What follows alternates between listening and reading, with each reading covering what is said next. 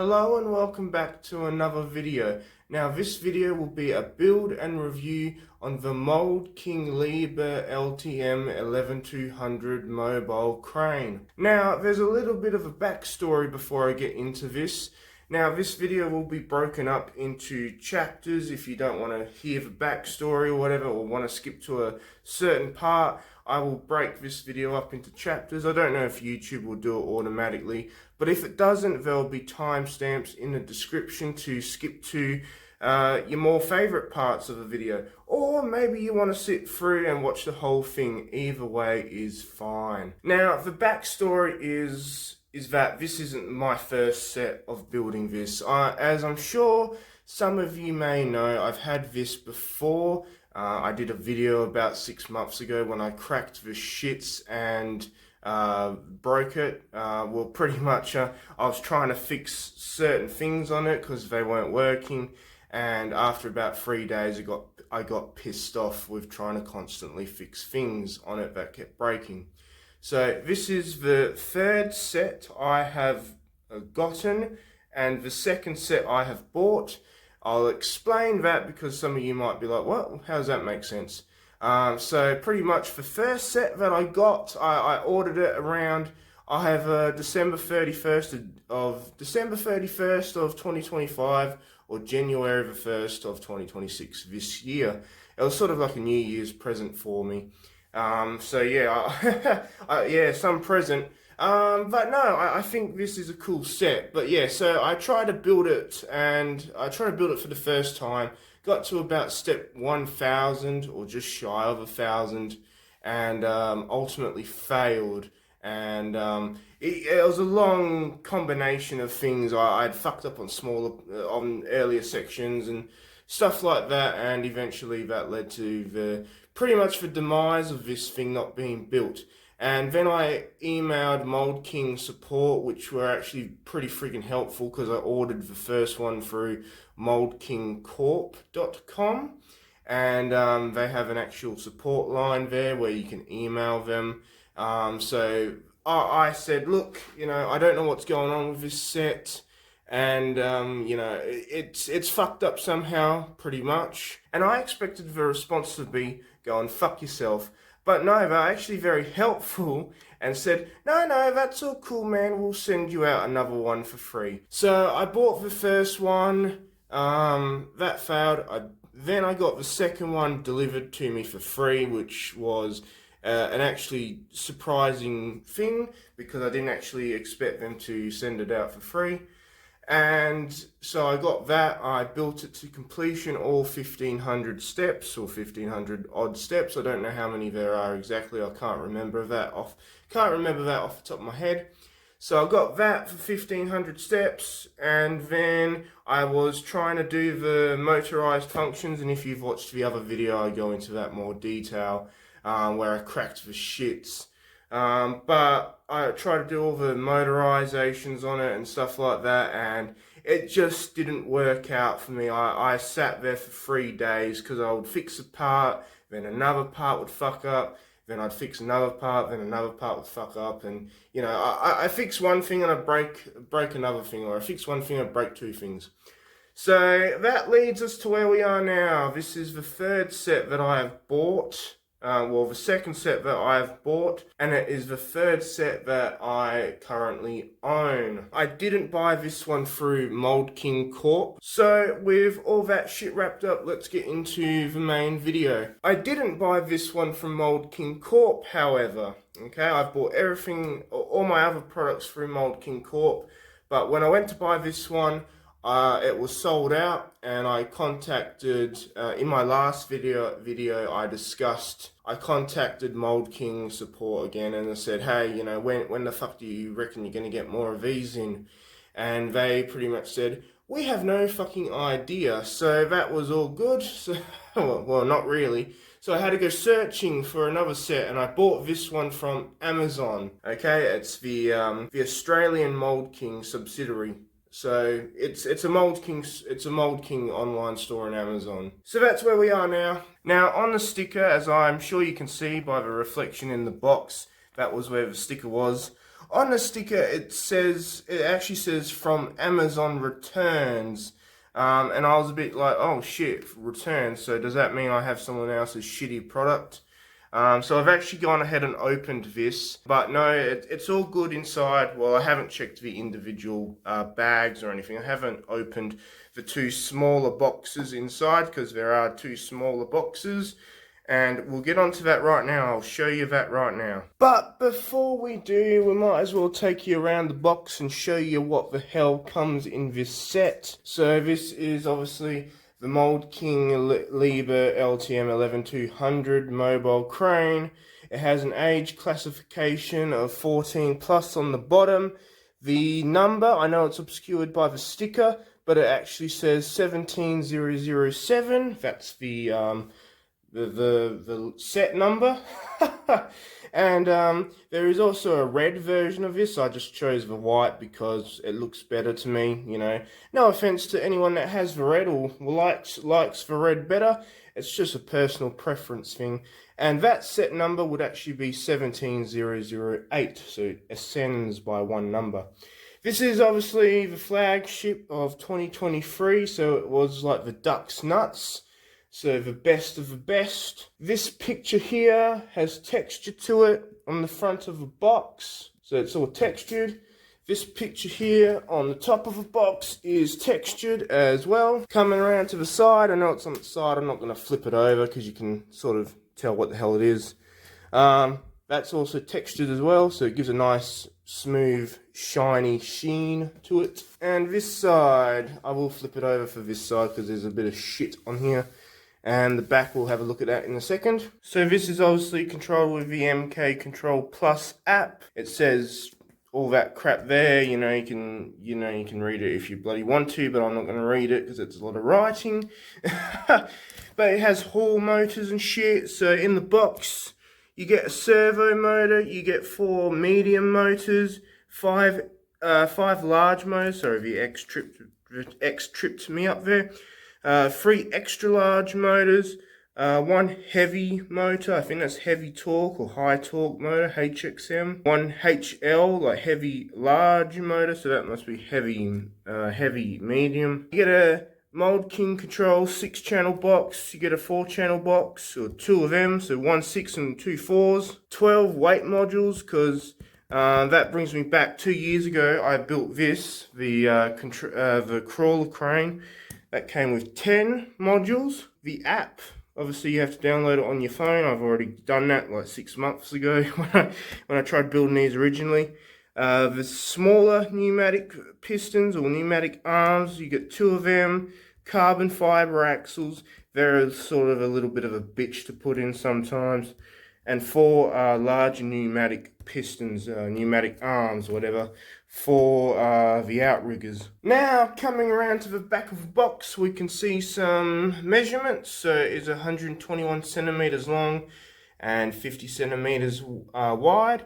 And it's also 32.8 centimeters when it's all tucked away. And I think it's down the bottom, it says 160 centimeters right there. I know my camera's not doing a great job of picking it up, but 160 centimeters when it's all said and done. But yeah, you can see some shit right there. It has a operatable cabin with, you can swivel outriggers that are motorized.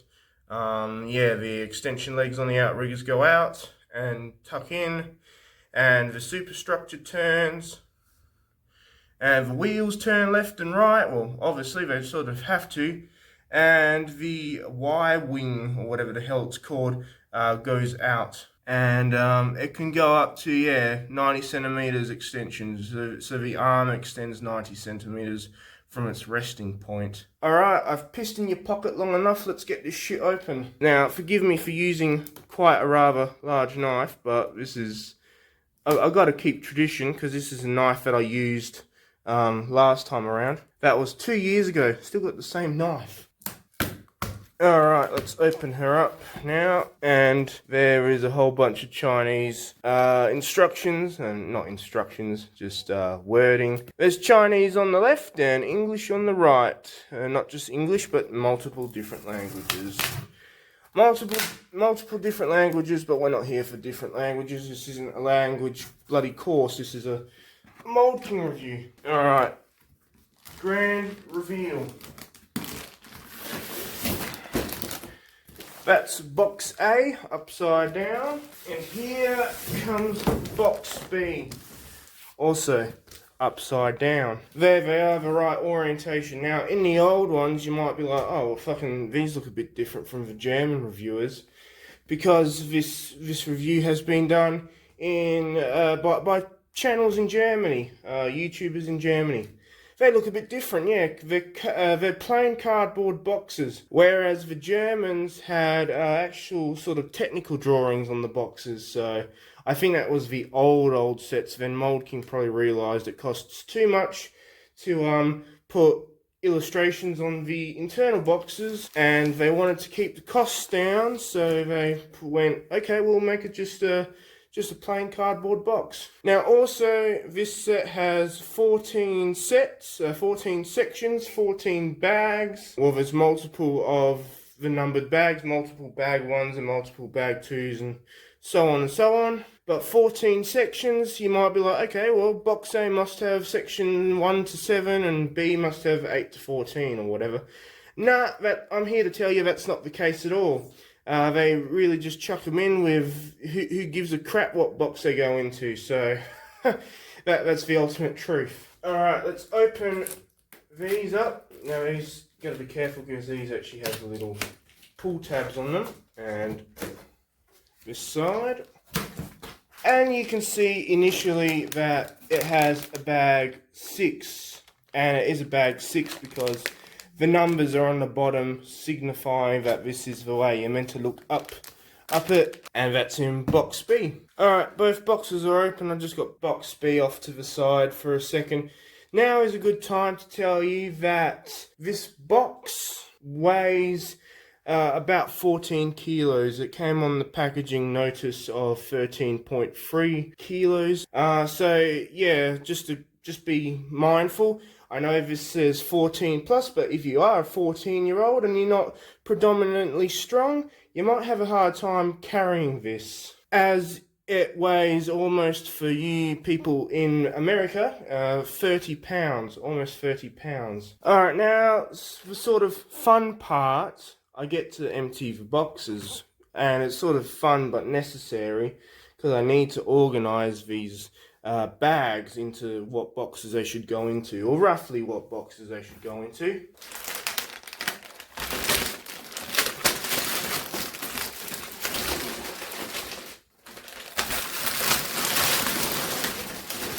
And that is a colossal mountain of bags. Let's look at the important things first. And those are the bent up fucking manuals in plastic sleeves.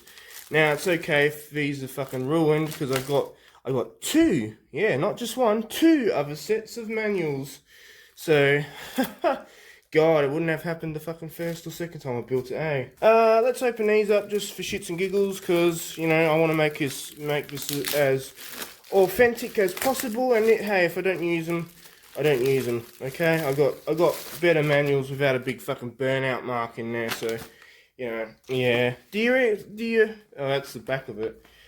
And it's got a big fucking crease mark. Oh, look, I don't know. If you put a brick on or something on top of there, they might fucking straighten out. But I've got 2 other unbent fucking manuals. But, you know, let's use the manuals with the set. Well, that came with this one. So, it says some shit on the first page. Now, this is all in Chinese, I have no idea. Apparently, maybe that's how fast it can go, 75 kilometers an hour, which is probably, what, like 40 miles an hour, or something like that. That's its, you know, height, apparently. Well, I think so. Or maybe that's its height. Fuck, I don't know. Which one? Probably that's how much it can lift, 1,200 tons. And probably that's how much it weighs, 202 tons. Or maybe that's how much it can lift, and that's how much it weighs. I'm not too sure, but you can read that if you can read it, and you can bloody translate it for me. God, I sound so stupid. Yeah, okay, let's have a look. A quick flick through. It says some shit. These are sort of low contrast pictures. They're not really that high quality, but I guess it gives you sort of an idea of what the hell it can do in real life. This is the prick, yeah, that's right, the prick expert. Yep, we're going with that, the brick expert series. That's what you have to do the first time, or you know, test the electronic parts. And these are the bag. There's 14 sections of bags, like I just told you, and these are the pages it does, if you want to have an eyeball at that. So there you go, if you want to have an eyeball and you want to have a look. It's not really that important. Book B starts at bag 10. Also has the classic 1-to-1 system, so that's very helpful too. And then my favourite part of labelling all the motors and the extension cords that come with it. Yeah, that takes a fucking while. You also have to number the modules, because of course there's 3. And I would recommend to charge the modules as well. I'm not going to hook them up to a relay or whatever. Or maybe I do. Fuck, did I last time? I think I did. And I hooked them up to the app. Yeah, okay, I'll fucking do it. Why the hell not? Because that takes shorter than stickering all the modules and buttons. Modules and motors and all that kind of crap. And it tells you how to set up the modules and shit, and tells you how to test them with the app. And then you get onto the next section where you build the little pneumatic system, and that comes with 7 steps, 0, 7, and it tells you to see if it works, and you know, pump the air into the pneumatic driver and get the piston out, or whatever the hell it is. And then starts page 1, because this is sort of page nothing. You use 4 motors in section 1. I'm not gonna go through it all. You know, I'm just gonna have a quick flick through. You can have a look at some of the stuff if you really bloody want to. And yep. And there's some instructions for the manual with a crease mark in it. So yep, book 1 stops on step 969, and book 2 or book B starts on step 970 or bag 10 with a horrible fucking crease mark. Look at that. Yeah, I might use the other manuals for this. No offense to these, man. No offense. What the fuck is with me with saying that? But yeah, you're building some shit, some long shit.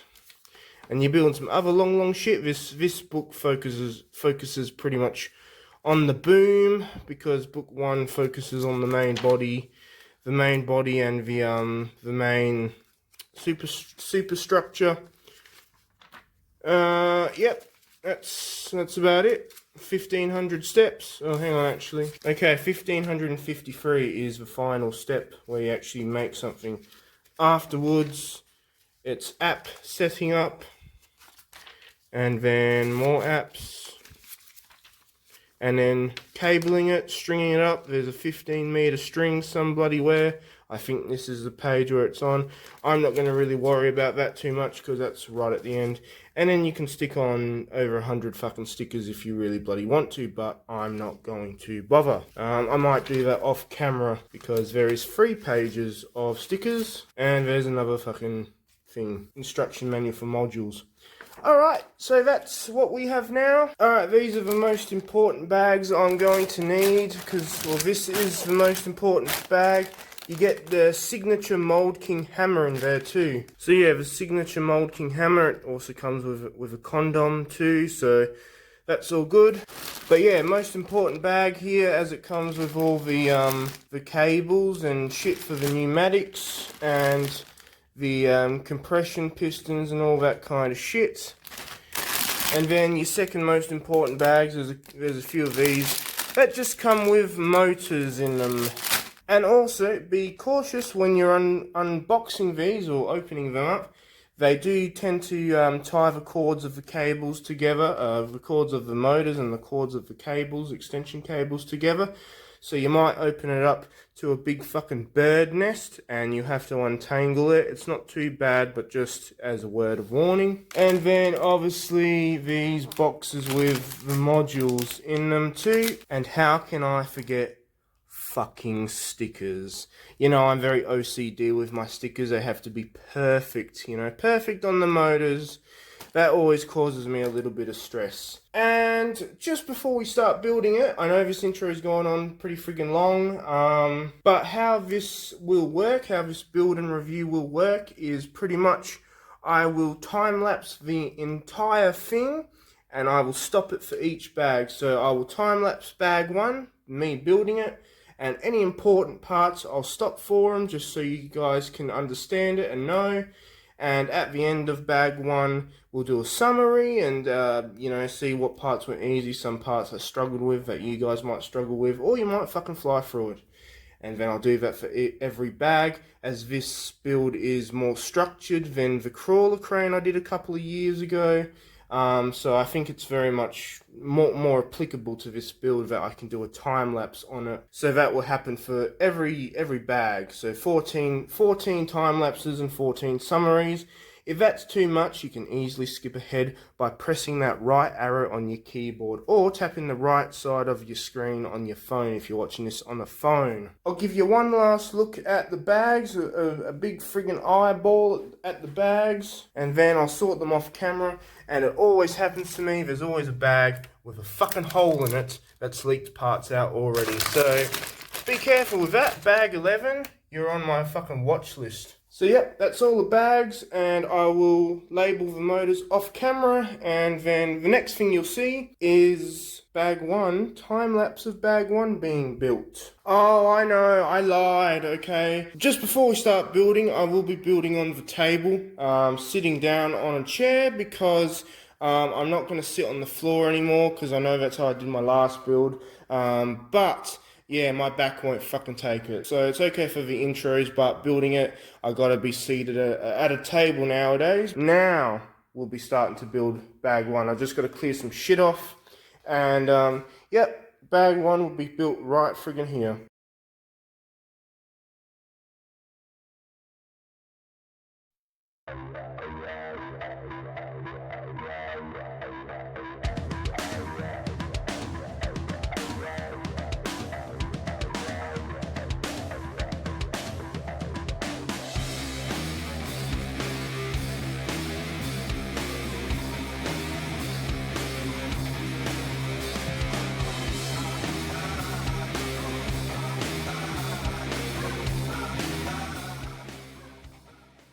And I'll stop you right there. So for this next step, we need to get some white and some grey cable, so some lines, some pneumatic lines that come in these little bags. There you go, it actually says pneumatic tube on the bag. And this is just for those people that don't know what the hell we're about to do or might need a little bit of help. I just thought I would stop by and do this. This is what I did on the first time around building it. So for this, you'll need the cords, you'll need a tape measure, and you'll need a pair of scissors that are all the way over there. So a pair of scissors, and you won't need a tape measure for now.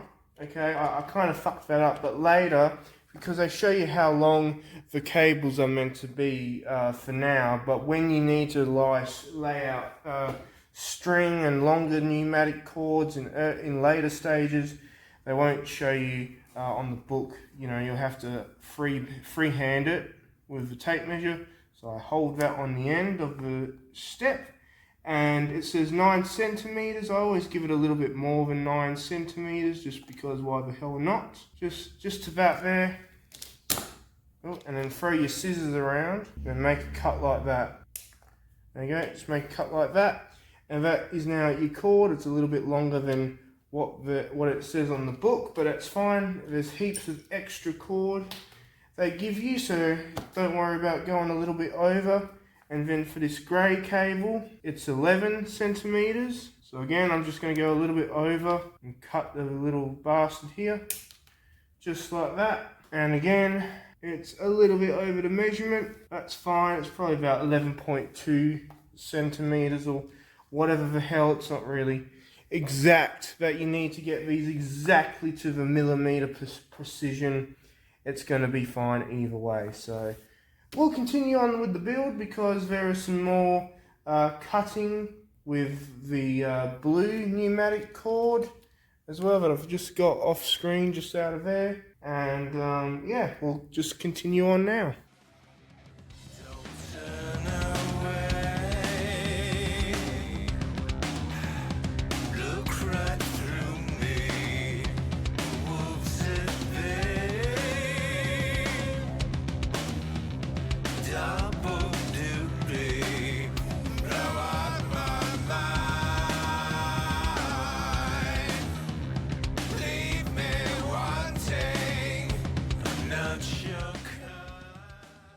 Alright, well that is bag 1 done. We are on step 96 or page 32. And it's taken about an hour and a half. This is where we're up to now with the pneumatic cords and the cables. I've got the extension cables, front and back. Where's this one? Here it is. And I got the extension cables running through the front. I'm pretty sure that's where they're meant to be, just through that gap where all the where the pneumatic system is for the outriggers that are soon going to go on. Now, there are a few issues that I've had to sort of rectify with this set, such as there was a motor, a heavy load motor, one of these, heavy load large motor, that was making a banging noise because I was testing the motors out on the app just to make sure they all worked. And they all did work, but there was a heavy load motor that was sort of, I think one of the cogs inside it was sort of slipping a little bit, and instead of making the normal sort of noise, it was making more of like a brrr noise.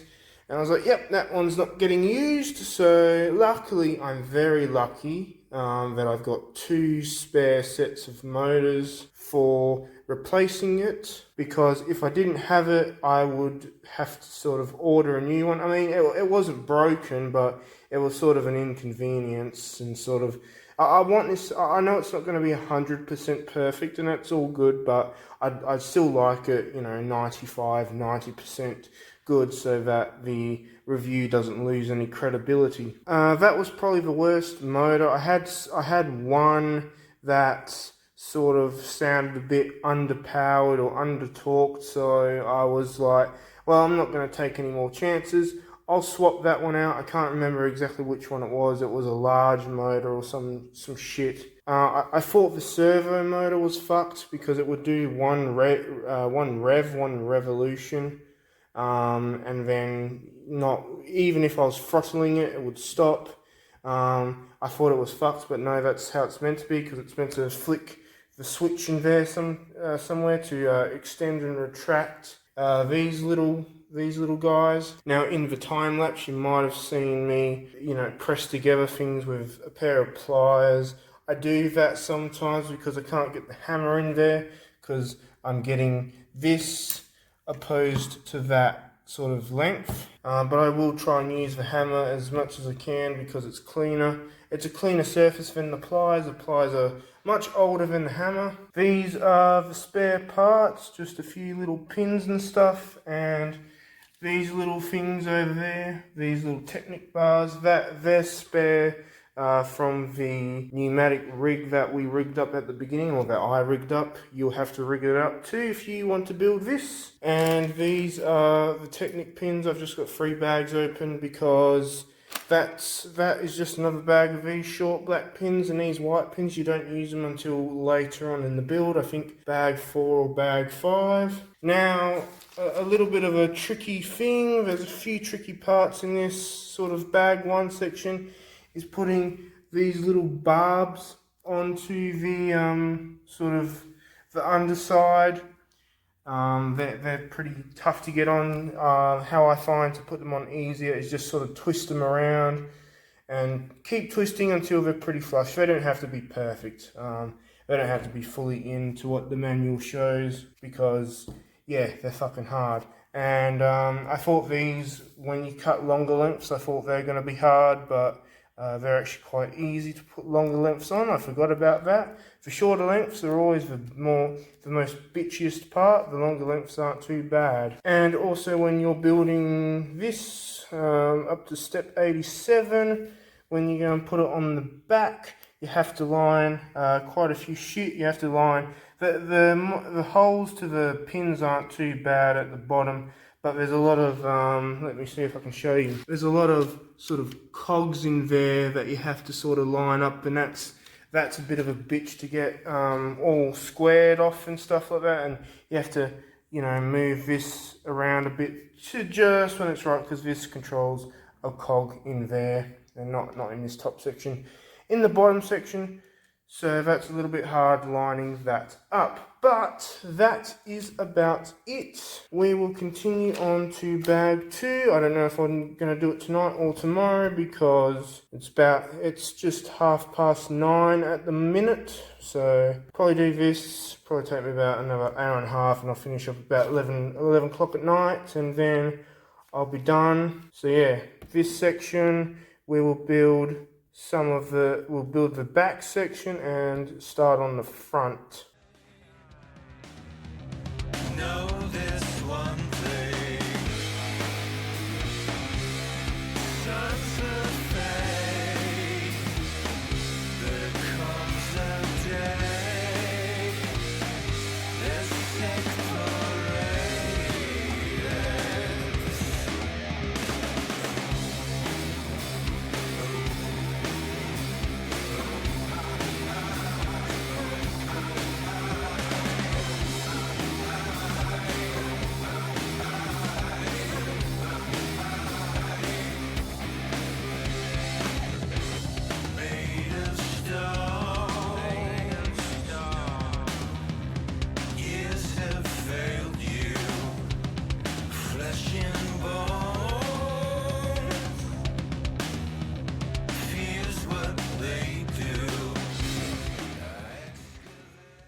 Alright, so we have now completed bag 2, or I've completed bag 2, I'm trying to be inclusive here, and we're now on step 176, or page, what's that one, 54 that is, and this is what we've built.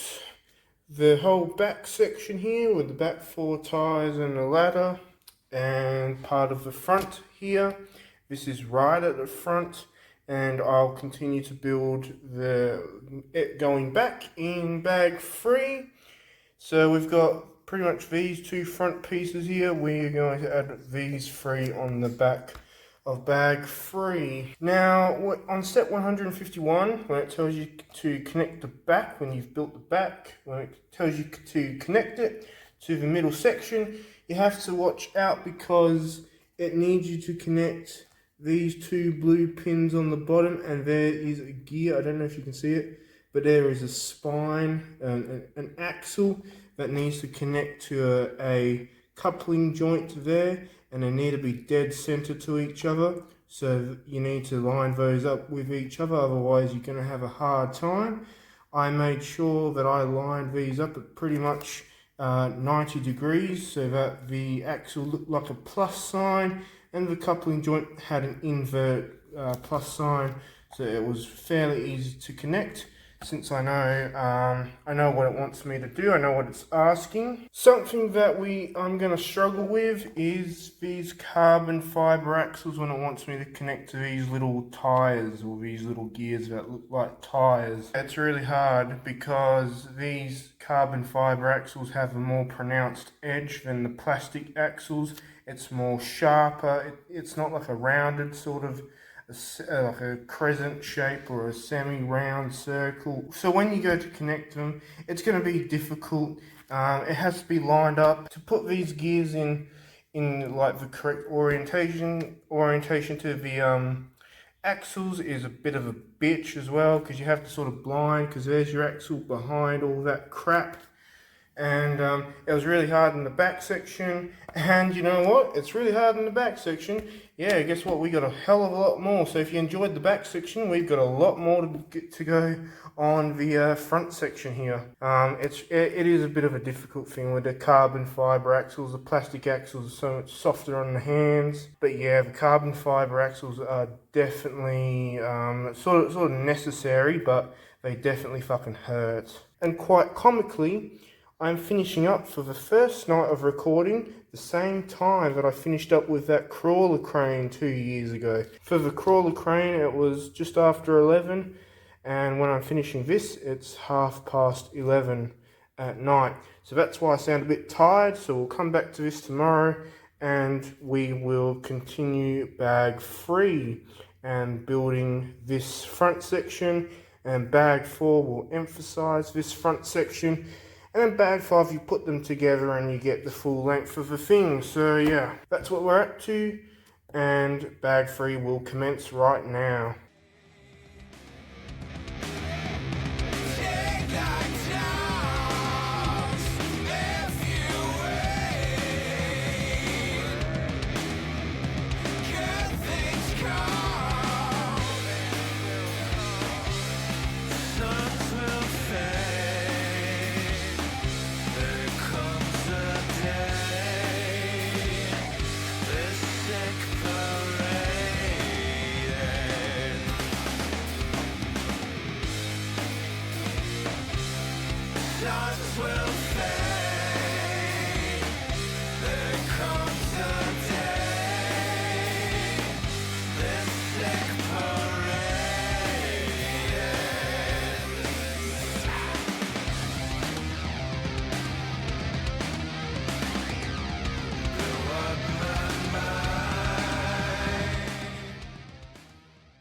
Alright, well that was another, I don't know, about 2.5 hours, and I say 2.5 because I fucked it up right at the front, and this front section is what you build first before continuing down the line, and I fucked that up where I couldn't get the hubs on properly, the wheel hubs and all that, because of these sets of pins here.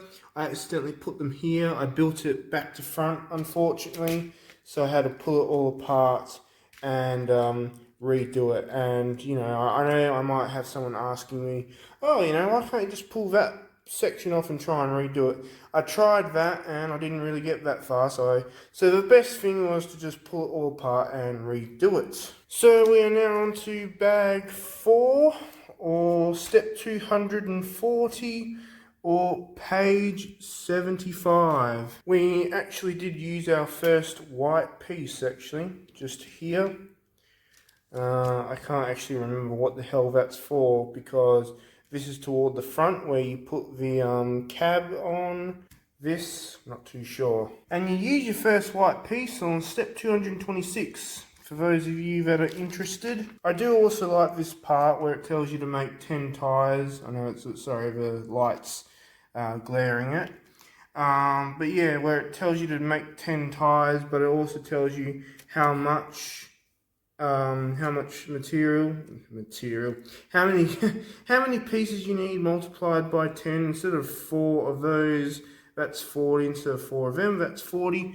It's multiplied by 10. When we made the back, and I did 4 of them, it was multiplied by 4. And for those of you that can't tell right now, yes, I'm using the old instruction manual. I know, you know, we're quite a little bit into it right now, but I thought I'd just tell you because there was no way I was going to use a bent, warped instruction manual. Yeah, look, I wanna make this as perfect as possible. Also, if you're having any trouble or any struggles with trying to line up the hubs straight so that they're all in one direction, it doesn't really matter too much. It's not that critical, but what I do find when you're building this section is if you can have them all have these racks angled to one side, usually the left or the right, doesn't really matter, so that you can sort of go, okay, well that's on the edge, then this needs to be on the edge, then this needs to be on the edge, and so on and so on, rather than in the center and trying to eyeball which groove the pinion is sitting on the rack. Again, it's not perfect. It might be a millimeter or 2 out. I don't really care because it's just a millimeter or 2. But as long as one pair of tires aren't facing that way and the other pair is facing that way, because it'd just be conflicting forces. Also, section 4 is the bag with the first actual white pieces for part of the exterior. I don't really know why they'd waste such a big bag on only 10 or so pieces in there. And these are the spare pieces you get. You get a frictionless light grey pin and a black sort of axle, very short axle pin. So those are the only 2 spare pieces. Bag 3 did take quite a while, quite a substantial amount of time. So I'm not really going to do bag 4 tonight. We'll do that tomorrow in my next day of recording, because yeah, it's going to take about another, well, I'd say another hour and a half. That's what I'm averaging, and it's already about 10:30, so I don't really want to be sitting past midnight making it or just finishing this section off. So I'll carry that tomorrow when I'm not so tired, and yeah, we'll get onto that right now. You'll see it now, but for me it'll be in another about, I don't know, 10 or 12 hours.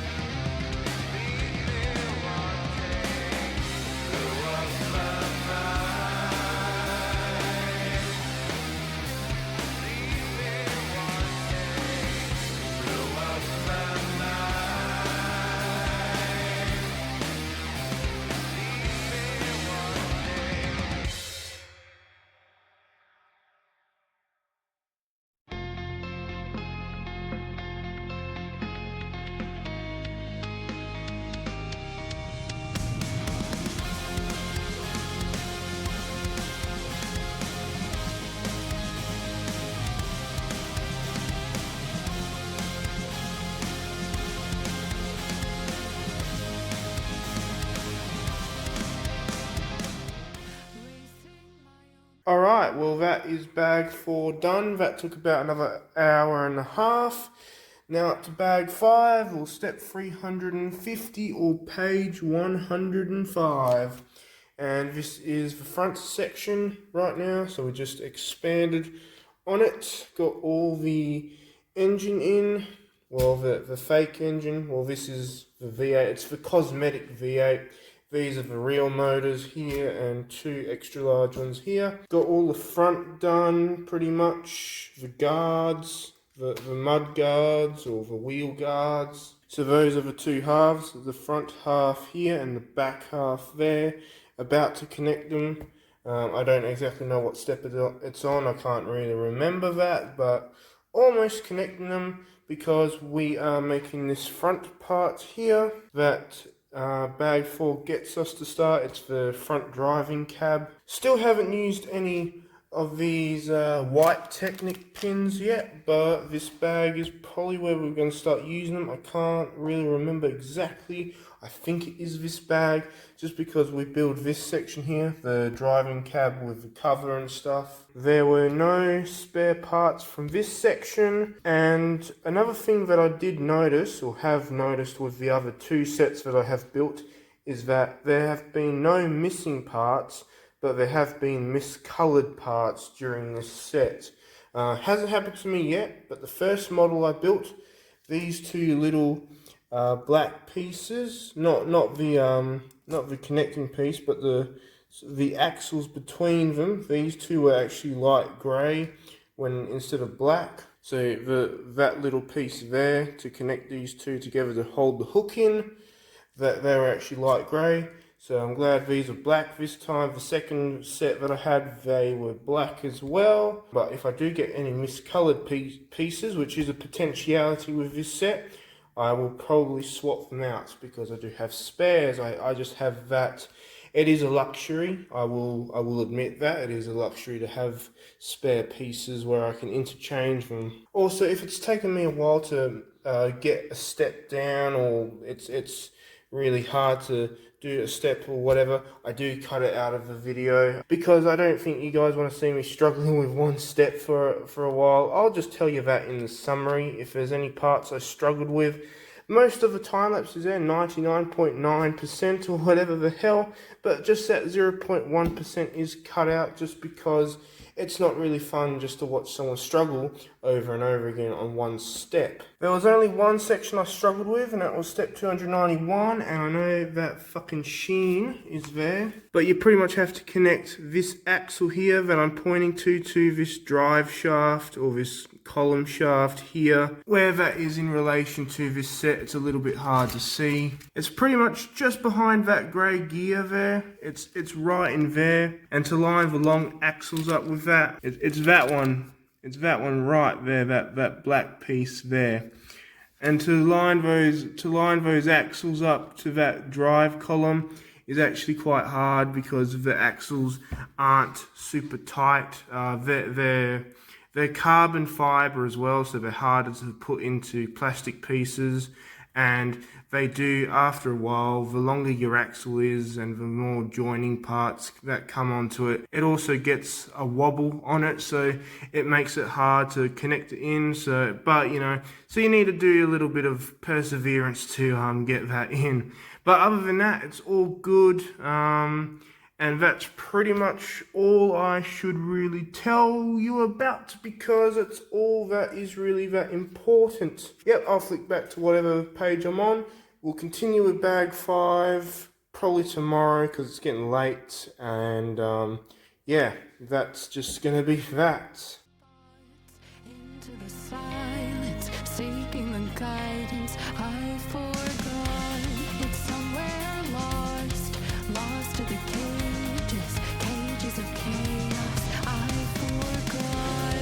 Somewhere it must be written, I just lost my access to the map.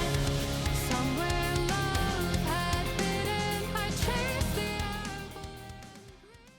And I'll stop you right there. Now, when it says, when you're on step 407 and 8 and shit, that's what I was going to say. Is it 6? No, 6 is when you put the battery box in. Alright, 9, 7, 8 and 9, when you have to cable your shit up, sorry, I'm tired and I'm exhausted.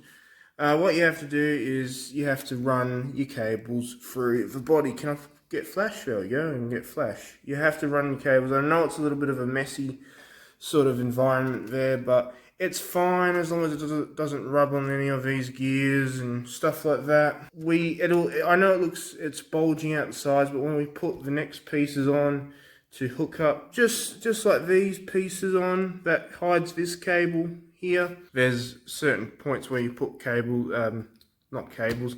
hook pieces in to put the fucking to hide these cables, both sides. The C cables are the only ones that I can't lay through. I'm probably going to sticky tape them down or some shit so that they're not in the way of the outriggers.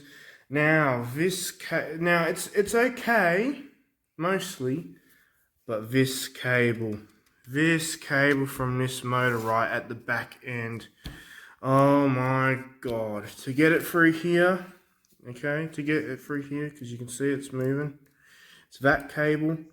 There are multiple twists and turns through this body and stuff, and coming out the front's not too bad, but coming through this section toward the back, I don't know if you can see any of it, is an absolute fucking nightmare.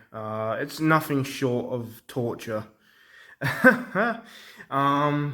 It is probably, I cut my fingers up quite a lot trying to get this through and stuff like that. And yeah, I have fat fingers, so I can't get my fat fingers through these little gaps, so I have to get some tweezers and try and pull the thing, and I just resulted into getting some scissors, and very carefully, I was watching what I was doing because I had a big torch shining into what I was doing. I grabbed the plastic terminal with the scissors. I didn't scrape it or cut it or anything, so it's in fine condition. It's the one below this one because there's two hooked onto that, and I fucking pulled it through. And I pulled it through the middle. That took several fucking tries, and then I fed it through the front. That only took 1 or 2 goes. That was fucking easy. And I was like, it's fucking really difficult to get it through into that from this fucking gap. And the moment you get it through, instant orgasmic euphoria. You feel, oh my god. But yeah, it's fucking difficult. It's like, fucking just get through there. And I got fucking so fucking pissed off and angry.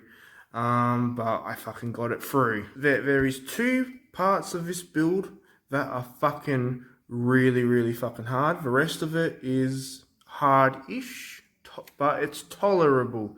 And some parts are fucking easy and you'll have no problems. This is one of those parts that is fucking hard.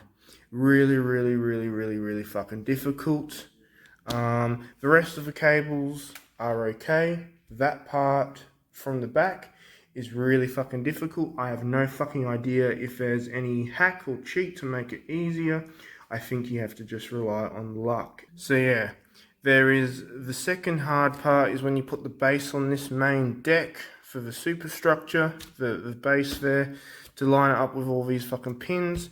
That's a fucking prick of a job, but I think that's on step 700 or something like that, so I'll cross that bridge when we come to it. But fuck me, man, that is really hard, this section, or this cable. So just keep in mind, you have to route your cables through, otherwise they'll be messy on the deck. And you can't run your cable outside, because here's right where your wheels will be sitting, right fucking there. So yeah, definitely go, feed your cable through the lower section. It's fucking hard. But I believe in you. Thumbs up for that. Fuck me. That was difficult as hell.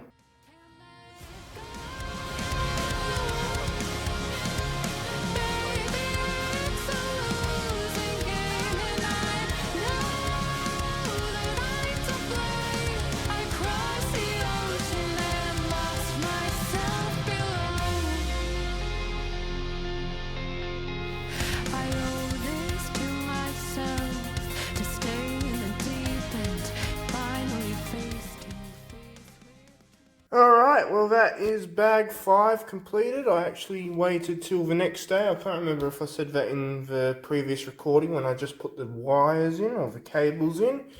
But it's the next day. I finished that. We're up to step 445 or page 141, where I will make the first 2 front outriggers. This is what we have so far. All 18 wheels are on. The platform for the outriggers is on with these C motors here, C1 or both C1s. I've hid them sort of underneath the deck. That one just has come off, but I've hid them sort of between the mud guards. When you put the wheel guards or the mud guards, whatever the hell these are, when you put them on, I've just hid the wire underneath, so that should sort of eliminate some problems. They're still going to be sort of there in some respect, but hopefully, I think they only need to close to that angle because the outriggers go there. I'm not too sure. I can't remember exactly what angle they close at, but I'm just going to keep them like how the book has them. And I know this, it's on a bit of an angle because that's just how I have it laying on the table because it's getting big. This is actually past the edge of the table, so the table's got a rounded corner. This pair of wheels, the second from the back, I think they're a bit out of line or out of geometry. I mean, they all can move a little bit except for these two. They're stationed, but I don't know. I think it's just how I've got it laying on the table. I think that, yeah, I don't know. It just feels a bit less movable. I think that, I don't know. Maybe it's out of geometry by 1 or 2 fucking millimeters. I don't know. There's 9. Is there? No, 9. No, fucking 14. Yeah, there's 14 wheels you have to line. 7 pairs. 2 in the back and 5 at the front. So of course, maybe 1 is off by a millimeter or 2, but I did test it on the floor like the book tells you to do. I did test it turning and going straight and turning left and right, and it seems fine. It doesn't seem like it's strained or anything, so I don't really think that's I don't know, maybe it's a little minor cosmetic issue, but it's not a functionality issue. It doesn't fuck up the thing, and you guys might be a bit concerned about running cables through where the motor has to spin all these gears and shit, like this cable here, because that's not C cable, that's a cable running through. It's not clicking or anything, it's actually driving forwards and backwards just fine and turning just fine, because usually maybe you might hear the gears click on the plastic terminals, these little guys here, that are, because you have one plastic terminal in here for the extension cord for the motor right in the back. But there's no clicking, none of that bullshit going along. The front is pretty much done. Now I've got to do the outriggers, back and front, and then the base. And that'll be all the base for the superstructure to sit on top, and that'll be the whole base done. I think that's 7 bags or something, or 8 bags. I can't remember off the top of my head again, but we'll get there when we get there, which will probably be, I don't know, tonight or tomorrow or some bloody thing. I can't really, I don't know. It takes about an hour and a half, but I'm sort of busy a little bit, so I can't prioritize all my time into building this, so I do like a bag or 2 a day. So, I mean, I'd like to do a little bit more, but yeah, that's just how we're going. Also, I forgot to mention, this is the spare piece. Yes, you get 1 spare piece, a little tiny gear. Can you handle the riptide? Won't help from the shoreline. What's the use? Somewhere it must be written. I just lost mine. Access to the map. Somewhere love had bitten. I chased the apple. Can't let go. Baby, it's a losing game, and I know that I'm to blame. I crossed the ocean and lost myself. Can't let go. Baby, it's a losing game, and I know that I'm to blame. I crossed the ocean and lost myself below. Alright, well that is bag 6 done. We are now on step 580 and page 181. Making good progress, just over half. When we were on bag 6, I was about halfway through the book. I didn't really mention that, sort of forgot, but it's not really critical. This is what we have right now. Yep. Front outriggers are done. And the back outriggers are, well, the platform is all set. I've got to now build them in this step that's upside down. Just then I was putting on these lines and I broke these, because what actually happened, well, I didn't break them, they popped off because they're not really held on very well. What happened is actually when I was putting these on, I forgot about cabling these. I forgot about connecting these to these cables here that run into the servo and the pump down there, and I was like, oh, I just realized, how's that gonna fucking work if they're not connected into anything? So there you go, that's really what's happened. And that's the side profile, just that. Got about another, I'd say around 400 steps in this book before we get on to book 2, so that'll be exciting. Almost halfway through this build, which is good. Well, it's good, but it's been, I don't know, it has been a good build so far, but there have been challenging times, and I will talk about that when I finish bag 7, or bags 7, because there's multiple bags, and I will get onto that right now.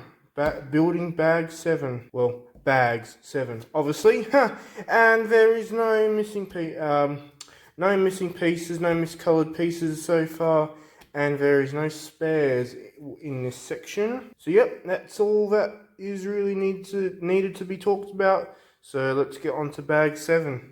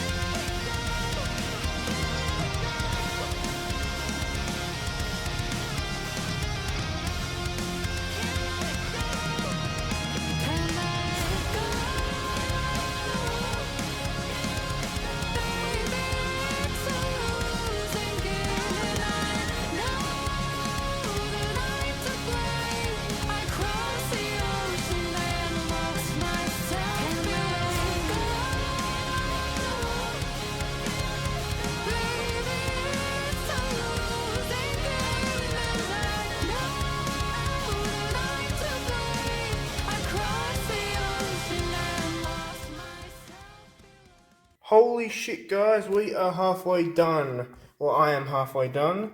We're making good progress through this book.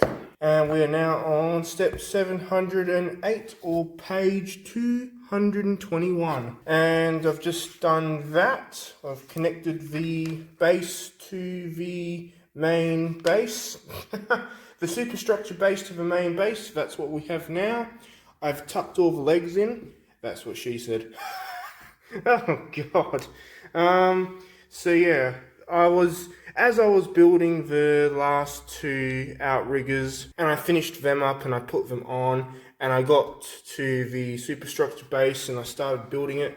The dread hit me that I would have to eventually connect this on, but it actually wasn't too fucking hard to put on. There was a little bit of trying to line the pins up and stuff, and I worked from one corner. Oh, it's a bit loose there.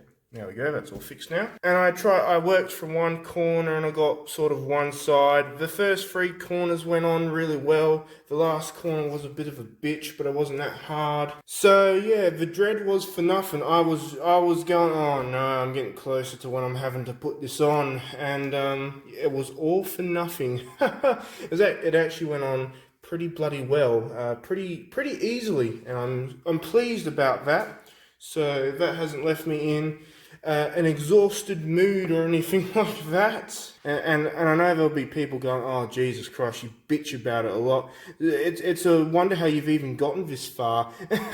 And yeah, you've got your points, but yeah, I've just tucked it in all the legs to just get me a bit more space on the table here that I'm building it on. And yeah, that is the base finished. There is no more steps for the base because that is all finished. We are halfway through, or I am halfway through. We will be building bag 8, which is the superstructure. Pretty much the frame and a little bit of the motor assembly there. These are the missing pieces. I got a little dark grey Technic pin and a little half stud pin looking thing and a red navigation light, or whatever the hell they're called. There have been no missing pieces and no miscoloured pieces yet, so I'm happy about that. And since this is halfway through the build, yeah, maybe a little bit of a summary about how it's been going so far. I've definitely had challenges building this, definitely in the base there have been challenges and shit.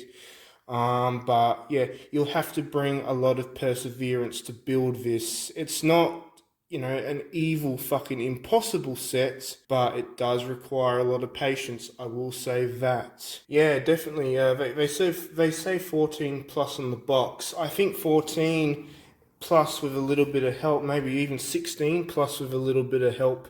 Fuck, maybe even 18 plus with a minute amount of help. Minute. A little bit of help, but yeah, I don't know, the older you get, the more you can probably do it on your own. If you're a child, or you're a parent buying this for your child, fucking yeah, especially if they're 12 or under, definitely give them some help with this set, because this set is fucking challenging. Even for me, as a 21-year-old, yeah, this is fucking challenging, that's for sure. So yeah, anyway, that's the half-time summary, mid-time, or whatever. I'm going to be doing bag 8 very shortly, maybe tomorrow on my next day of recording. And yeah, that's the whole base done. Halfway through this build, the base is fully completed. So yeah, it's on to the second part of this video, the second major part, which is the superstructure. That will go for the next couple of bags, I think 8 and 9. And then bag 10 is the lifting arms, or the lifting rams, I'm pretty sure. And then bag 11 to 13 is the arm, I think. I think that's how it's set up. Anyway, as we get towards those points, I will let you know. So here is bag 8 commencing.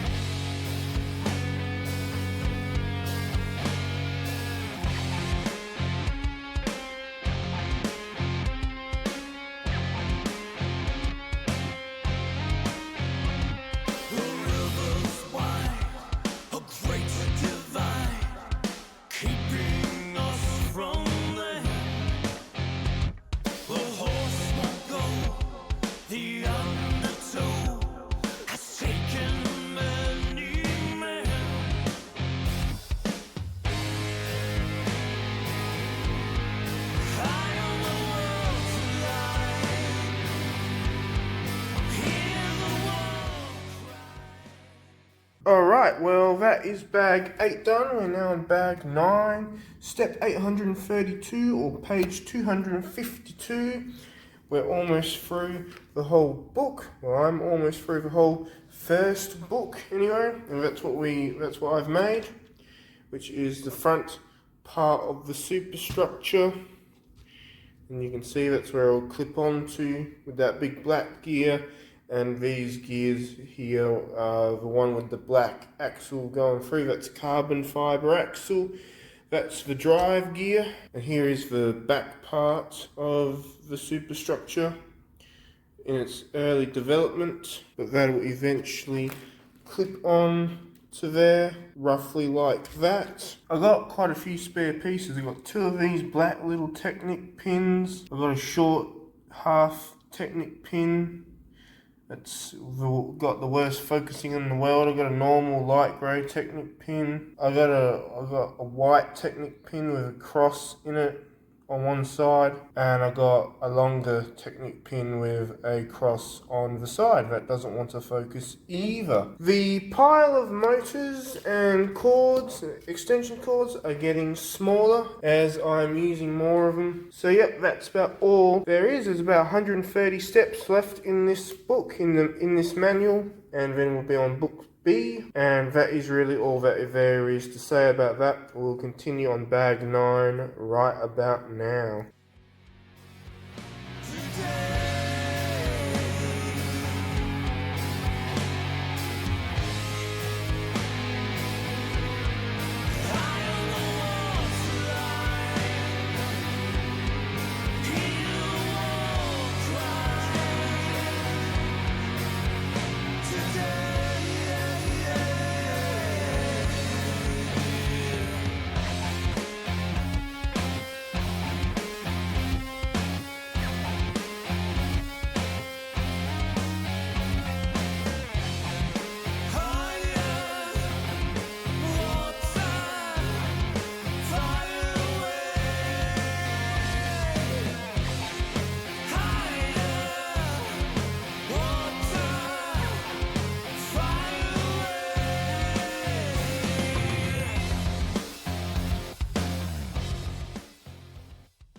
Alright, well that is bag 9 done. Well, almost done. I've just got to put this on top.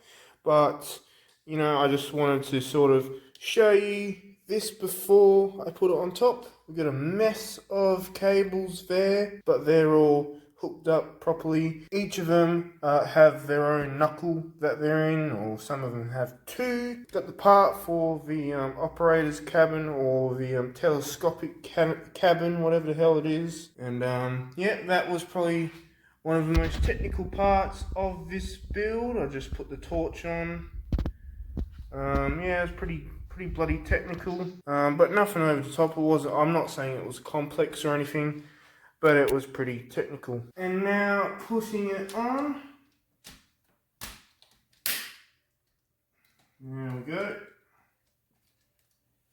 It is off to the side a little bit, but you know, should be able to drive the motor, because yeah, it is drifting off to the side a little bit. But yeah, anyway, that is book 1, or book A, completely finished. So yes, that is done. Now it's on to book B and the start of bag 10. So yep, that is probably about 70% done. It's a good solid 2/3 done. Still have quite a way to go on it.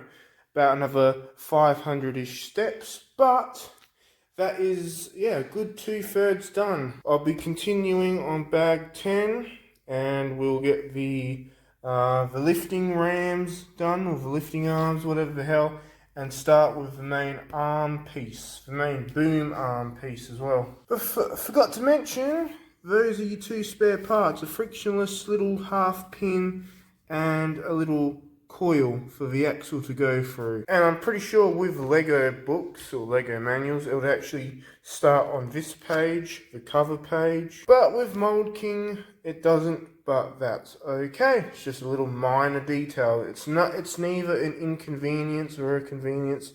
It's just something I picked up on.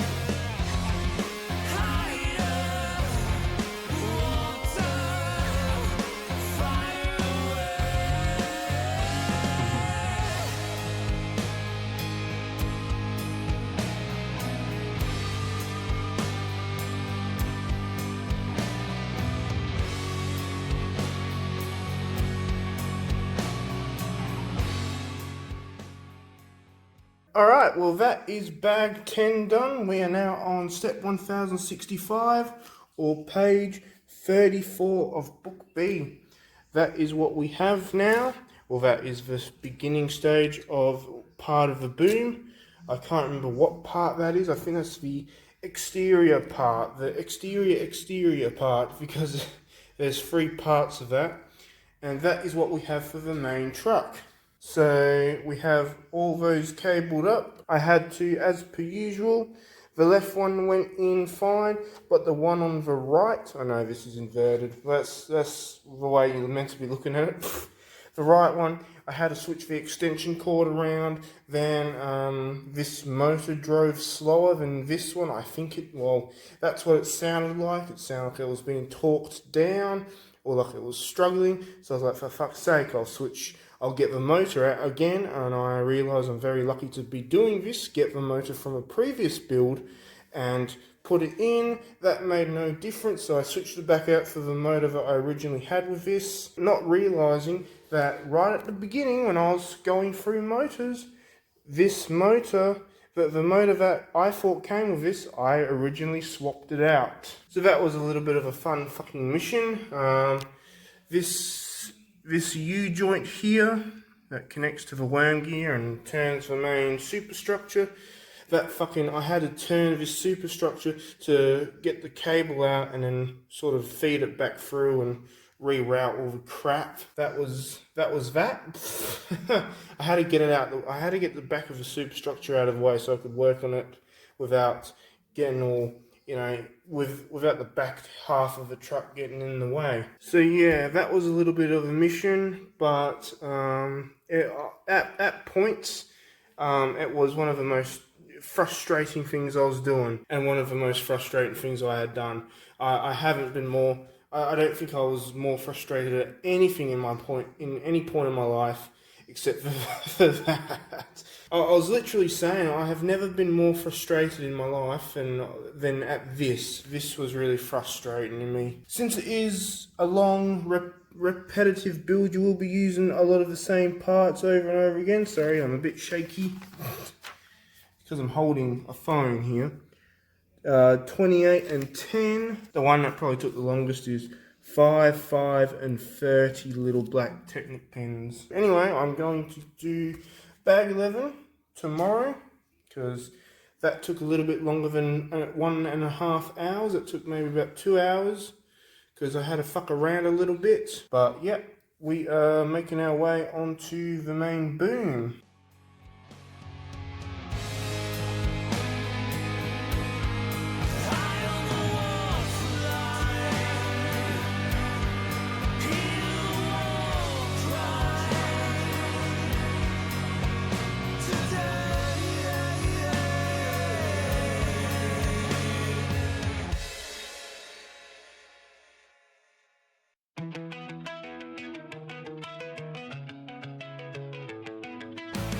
I did it all, I played pretend, I moved the mountains to be your friend. I wanna know if it mattered. I would have gone to war for you, I would have bent the earth in two just to get to our ever after. Something about this has changed, I wanna feel you close again. Don't let go. Alright, well that is bag 11 done, and we are now on to bag 12. The infographic is the whole page. So next page, 1194, or page 94 of book 2, book B. So this is the exterior arm of the boom, the exterior. That's the whole thing. It's quite long. And then here's the 2 inner sections done. I'm not going to wind them all the way out. So that's the interior, that's the mid, and that's the exterior. Now, I didn't have a missing piece or a miscoloured piece, or I did have a sort of a missing piece.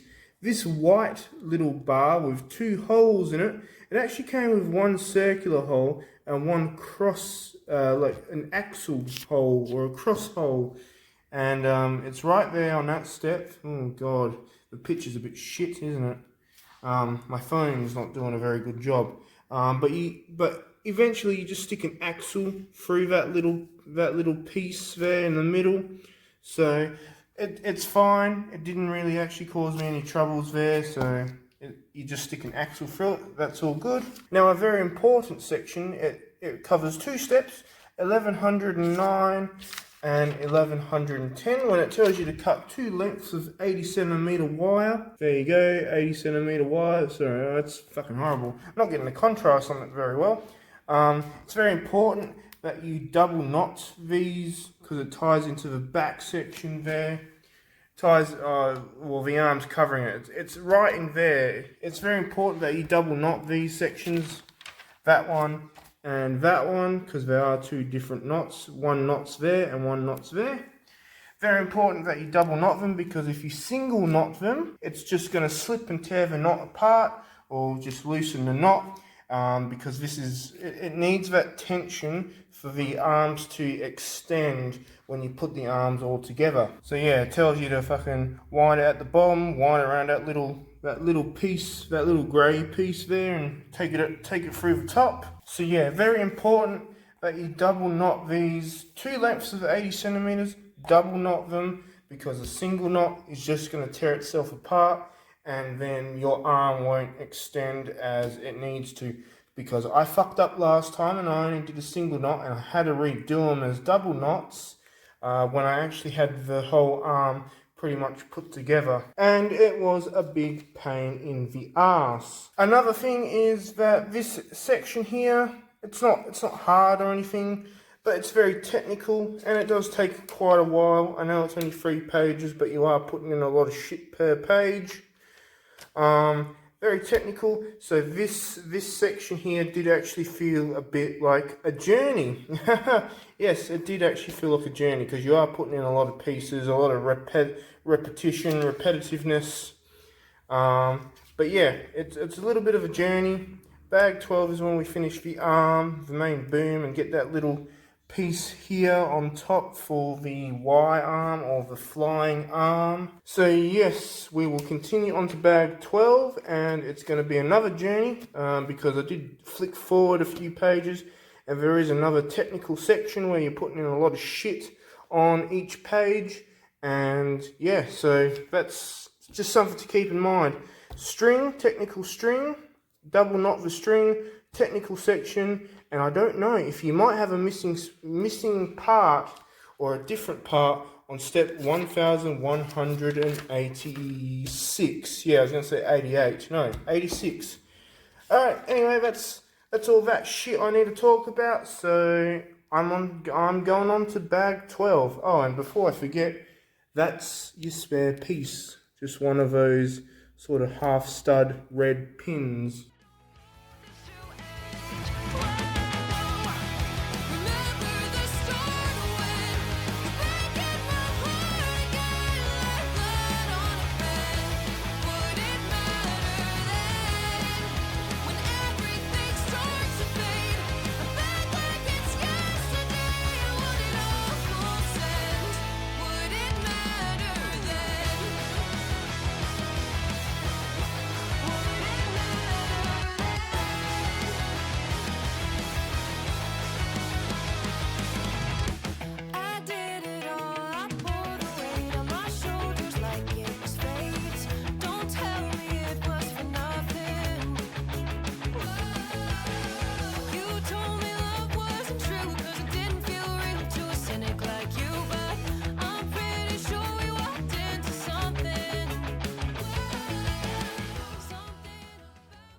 There we go, that looks a bit more like what's on the promo box. So that is now bag 12 done. That was a sort of a journey. That was a long part. Bag 11 and bag 12, or section 11 and section 12, because there's multiple bag 11s and multiple bag 12s. Section 11, section 12 are big sections. Section 12 was probably a bigger section because you finished off the boom, and then you did this little assembly for the Y arm, or the flying arms. These cables are connected into where they need to be right in there. So those cables, there's two there and there's two connections there. So yeah, I think section 12 had 150-ish steps. It took a little bit longer because I fucked this up and I needed to rebuild it again. I was sort of, because it was taking so long, it took about 2.5 hours to build it, section 12. I was sort of making mistakes toward the end and little fuck-ups.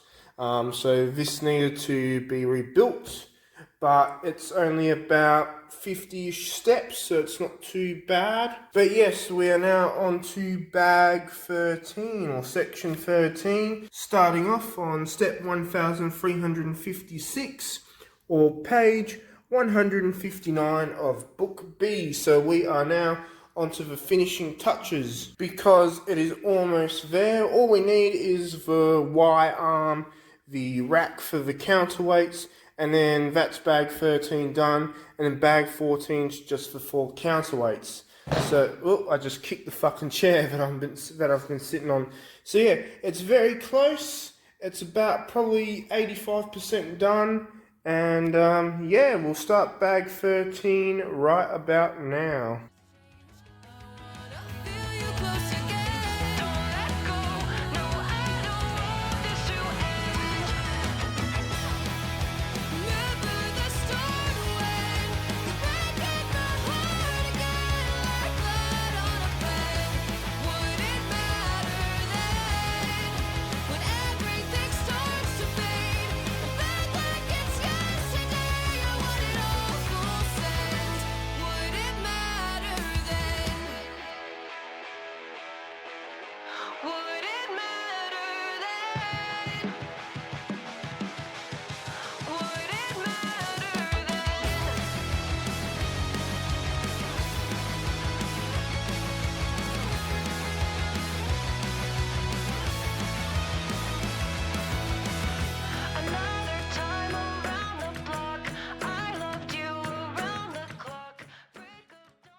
Alright, we're very fucking close to being finished with this build, with this massive build. We have now completed bag 13, we're on to bag 14, step 1507, and page, what is that one? 211, yeah, sorry, it's getting late in the night, as per usual. Yeah, well, there's nothing new on the front, really, but what did we do? We've got these all set up, these wire wings. We've got this cab, yep, that's the word, cab, that's all operational, so you can swing that bastard out and put it back in. That's manual adjustment. Yeah, there's no complaints with that, except the door doesn't stay closed. It's not held by an axle or anything, it's just loose. And we have now got that, yeah. Oh god, this build is frying my brain. It's 95% there pretty much, but yeah, hopefully people are still around with this video, and hopefully I'm not just talking to myself. But if I am just talking to myself, well then that's just gonna be that.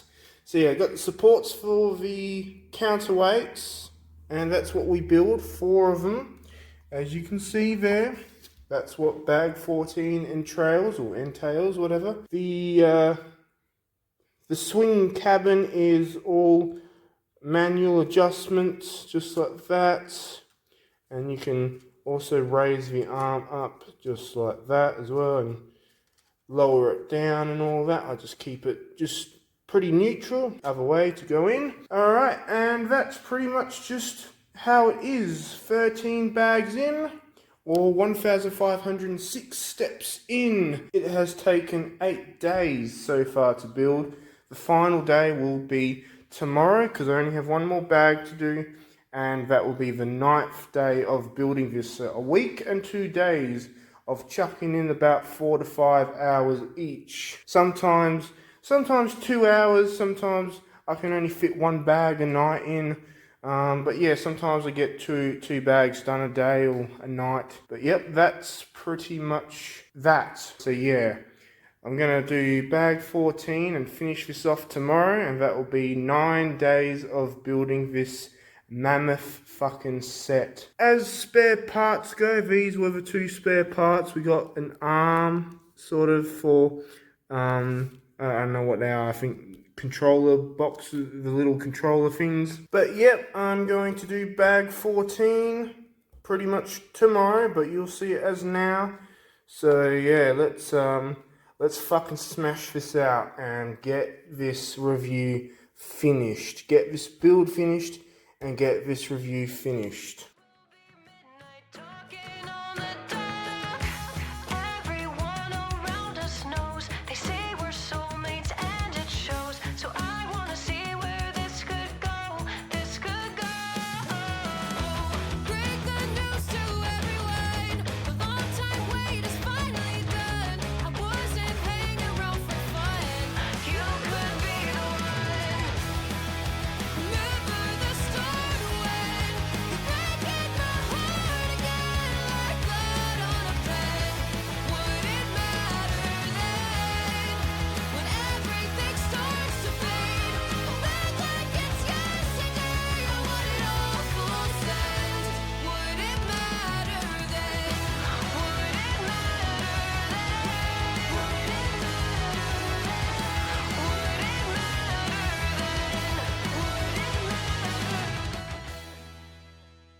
Alright, well that's how you do a 1553 step set. So that is completely finished. Holy shit. Did the hook in the last step. So that's all finished. Done the counterweights as well. 1553 steps and 219 pages of book B. Now I'm going to run through the functions, make sure it all works, and find out that it will probably not work. Done all that for nothing. And then when I finished setting it up with the app, got to, run it through, of course, quite a few steps. And then is that the first page for, yeah, that is the first page for the string.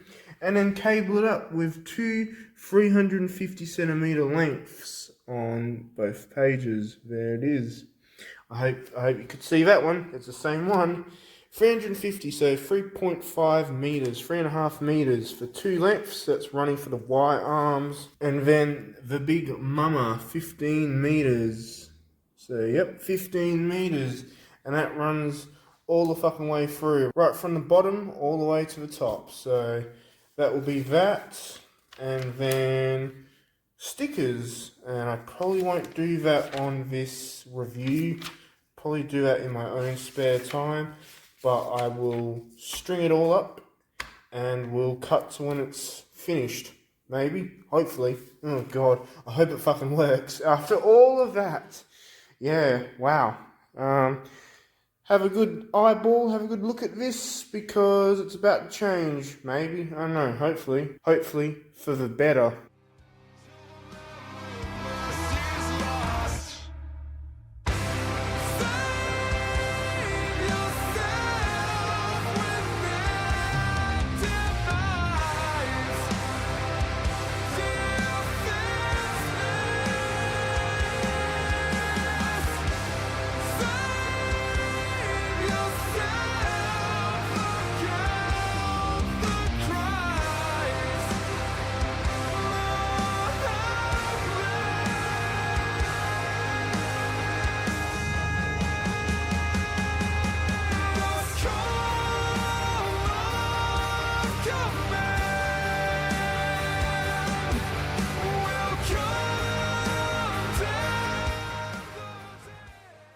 Alright, well there she is in her full glory, well almost full glory. So I guess you want a bit of a summary of how it was to build, and I will give you a summary, and I will also give you the good, the bad, and the fucking ugly about this set, and I'll give you my recommendations, and then we will check out its functions and see how it goes. So the summary, was it hard to build?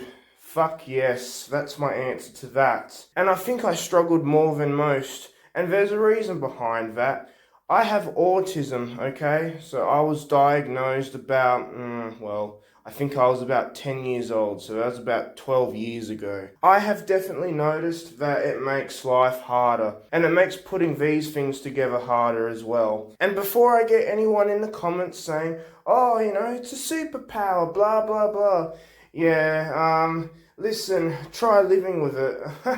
That's my honest opinion. Look, no, honestly, if you guys can sort of make something that I find debilitating, if you guys can make that sort of work for you in a way and make your life easier because of it, I have huge amount of fucking respect for you. A very big thumbs up from me for doing that. A huge fucking amount of respect. But yeah, I have definitely noticed that this was harder because I had autism. I reckon if I struggled more than most. I will acknowledge that. I reckon if I didn't have autism, I would not have struggled as much. Still would have struggled. It's a very hard and complex and demanding set. But yeah, I wouldn't have struggled as much as I reckon I wouldn't have struggled as much if I didn't have autism. Alright, let's turn our attention to this set and not of my goddamn disability. So yes, it's a very complex build. It's very complicated in some sections. Some will find it hard, so others won't. Others won't find it as hard. That's what I ultimately think. I think everyone will have a part in here that they struggle on because it's a very long build. It's a very challenging build. The total build time took me 9 days to build this, but you have to remember this is my third time around this set. The first time took me about 2 weeks to build it, and that didn't even include the rigging or the stringing. Now, the stringing up is also something I struggled with. It took me a couple of days until I could get it just right and to where it needed to be, and I followed the instructions in the book. And the instructions in the book are easy enough to follow, but you still need to bring your patience along with you and your perseverance because it does take, a bit to string it up. And again, some of you guys won't struggle stringing it up, but I did. That's probably because of my autism. Once again, I'm not using it as a fucking excuse. I'm just telling you that I probably wouldn't have found it as hard if I didn't have goddamn fucking autism. Because I know there'll be some of you in the comments going, how can you struggle stringing it up? It's not that hard. Well, look, to me it was. That's honestly what I've got to tell you. Also, the age classification on this is 14 plus. I think I said this when I was about halfway through this build. Look, 14 plus. I reckon if you're 14 or 15, definitely get a bit of help from time to time from a parent or, just a friend, if you're building this with a friend or whatever the hell. If you need someone to help you, don't be afraid or don't be scared to ask for help because some help is definitely required. I even had some help putting certain sections together. Well, I only had help putting the bag one right at the bottom. I'm trying to get my fingering line right at the bottom. Bag one or section one together when I had to connect some bloody axles to a frame. That was a little bit of a dicky spot to do. So yes, my summary is that it's hard, it's complicated, it's the same fucking thing twice. It's difficult, I said the same thing 3 times, but it's rewarding as well. I liked it taking shape, okay? It took a while to get the main base done, but after the main base was completed, I did see it starting to take shape, and it was pretty cool when I put the superstructure on when it was completed, and it was even better when I put the fucking boom arm on when it was completed as well. And yes, definitely get some help if you're 14 or under, even 16 and under. Probably get some help from a parent or a friend. Anyone that you've got there, just get some bloody fucking help, I don't mean like go to fucking therapy, no. Well, this set will probably send some of you to therapy, but when you're building this, just get some bloody help. Even me, 21 years old, I had to get some help, but it's probably because of my autism. Again, not an excuse, just being factual.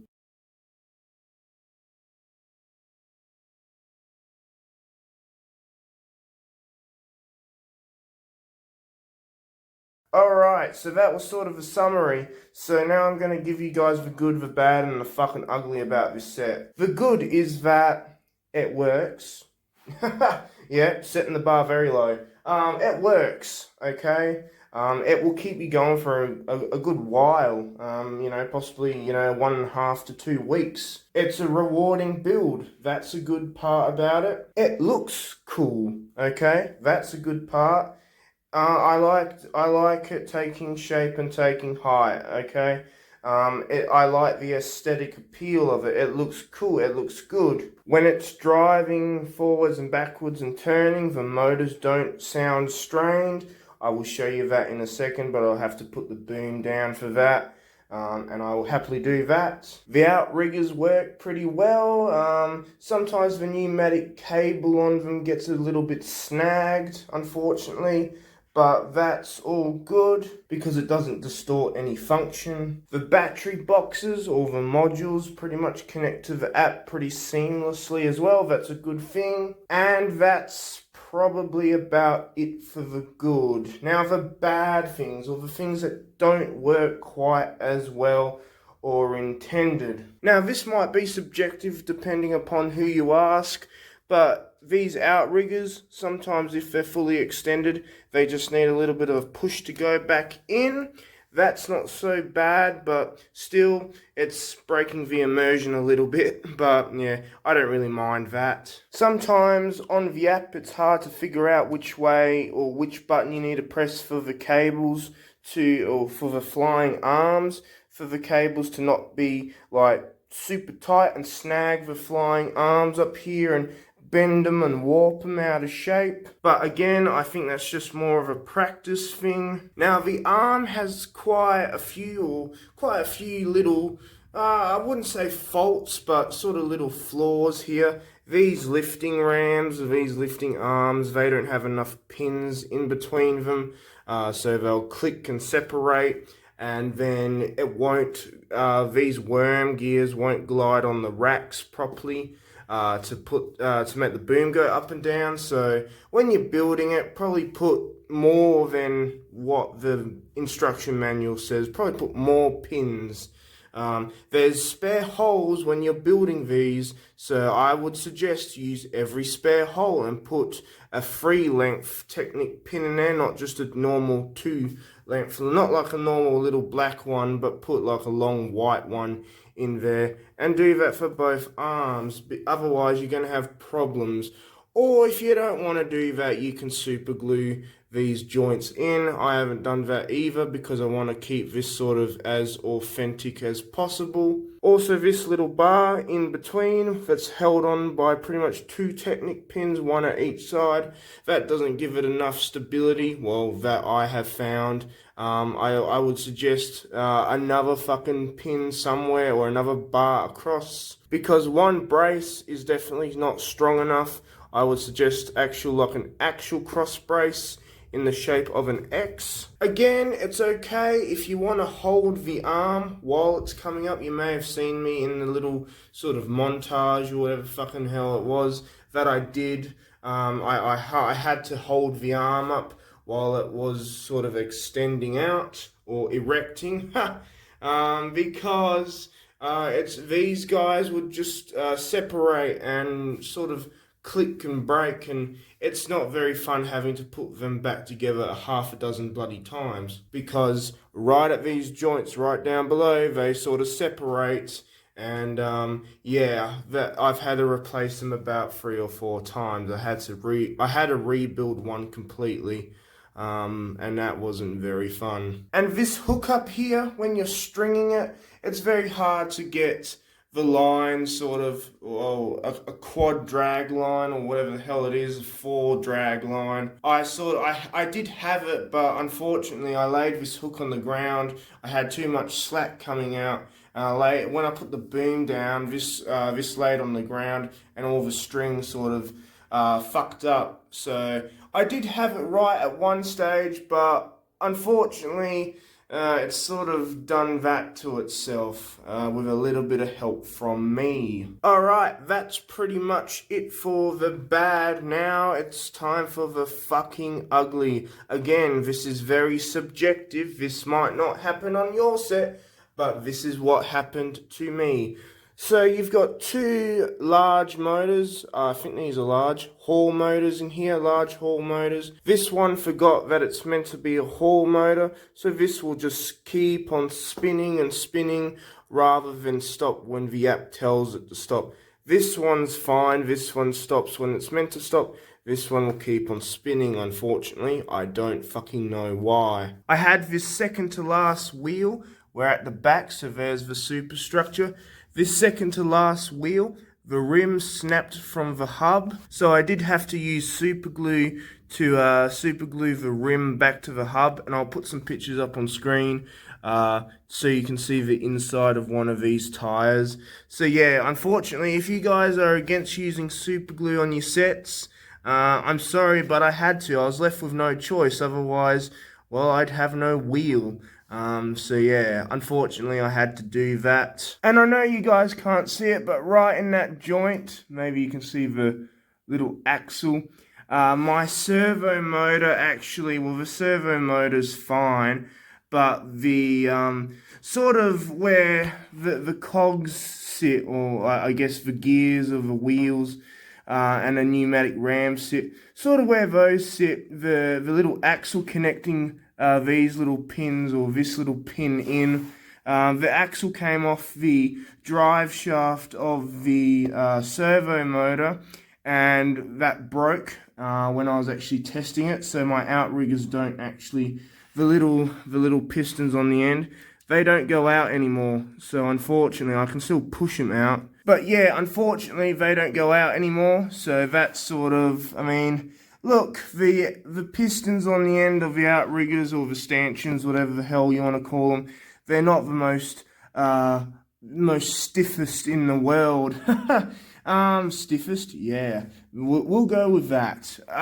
Because you can still push them out just like that, and I assume if they were extended, you'd be able to push them in pretty goddamn easily as well. So it doesn't really break functionality all as much as it breaks immersion. It's more of an immersive feature.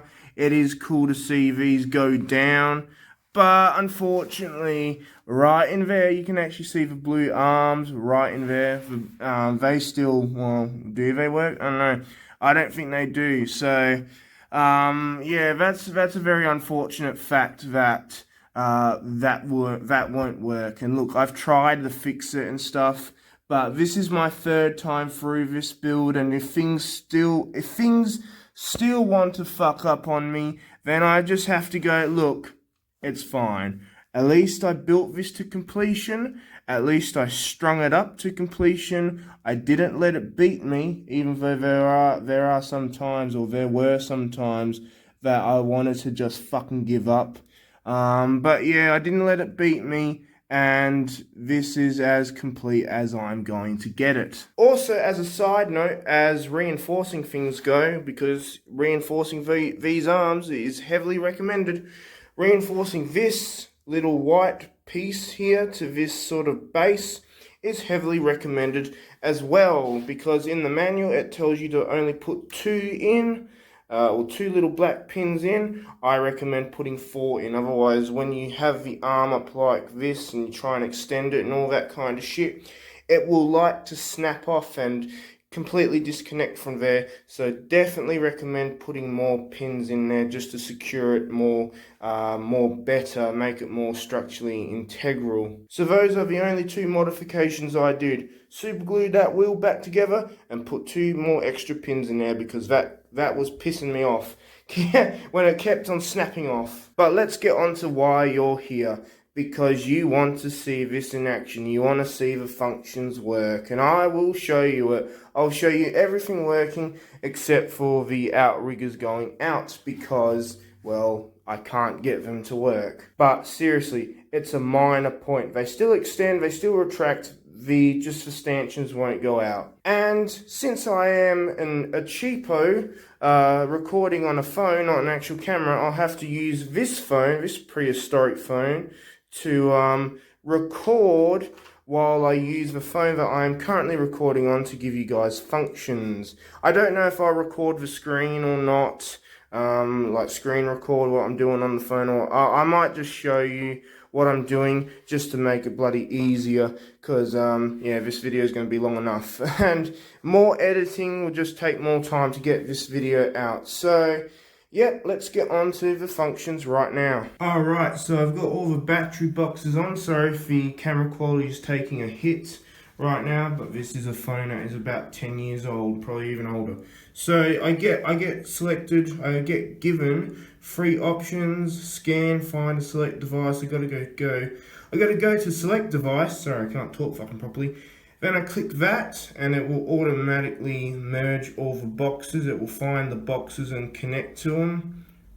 Takes a little bit of time, so I'll just skip that. Alright, so we're now connected now. It's all fully automated except for that little side piece on the side, that cabin piece, the operator's cabin. So I might as well show you it moving forwards and backwards, and with that we press the left joystick right here and you'll see that move. So I'm going to move it up now.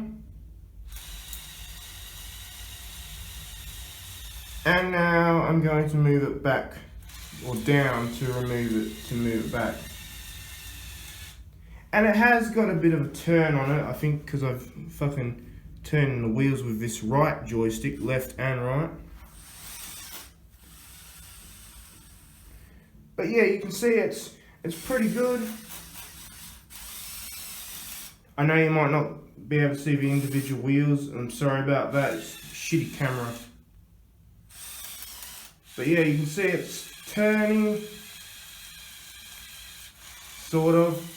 It's not the best at turning, but it doesn't have to be because, well, it's a big model. It's about 10 kilos. It's hard to move around enough, so yeah, moving itself would be even more of a challenge. We've also got outrigger controls to put the arms in.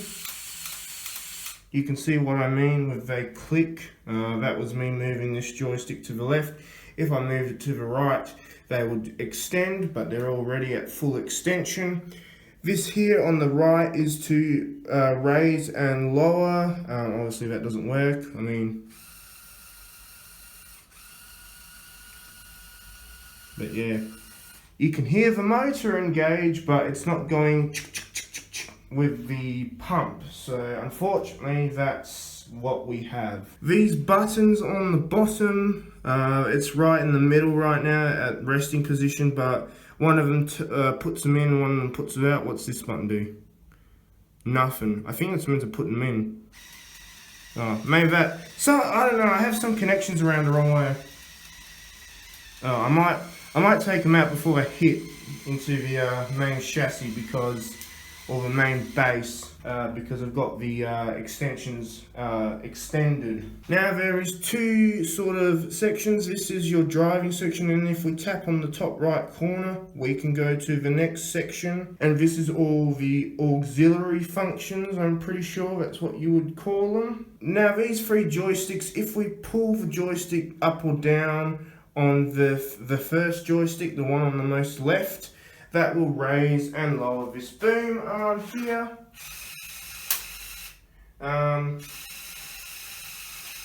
Look, yeah, it does click, I have to say. And going down.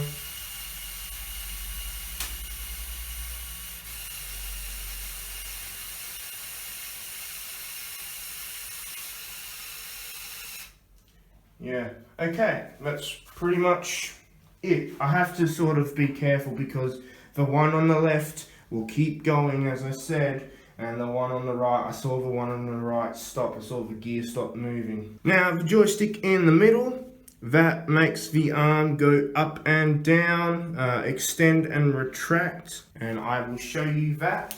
And again, you'll want to be holding it, sort of guiding it to position, because I didn't mention this, but sometimes it sort of clicks. The worm gears aren't synchronized with the racking on the arm, and it clicks in it, bucks in it, bitches along, sometimes going both up and down.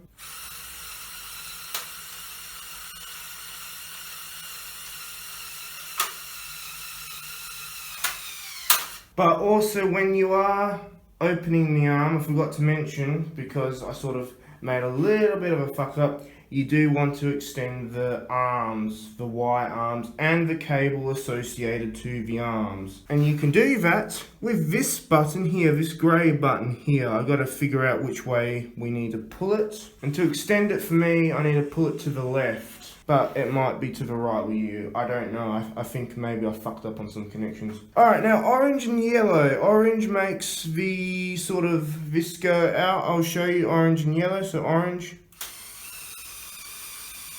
That's orange.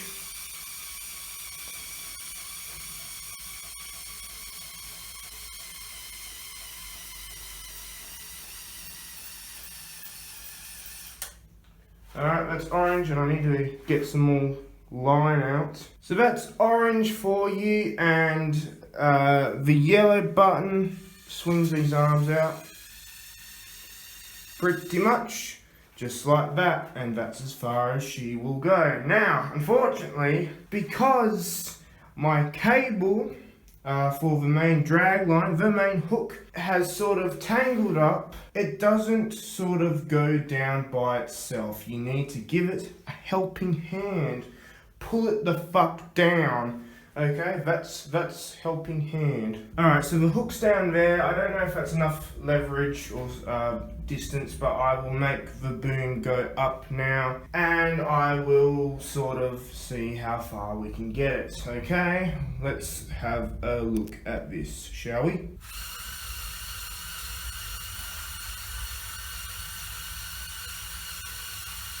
I'm extending the cable as well.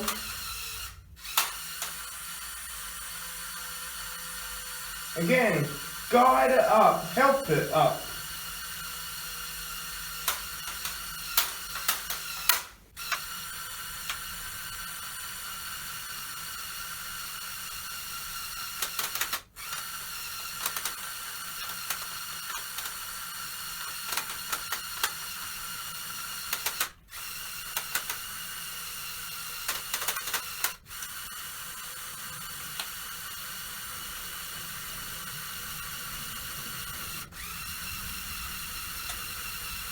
Alright, that's about as far as I'm willing to take it, because I don't think that's on its full angle. I know you guys can't really see it. Look, it's such a big set. That's the problem.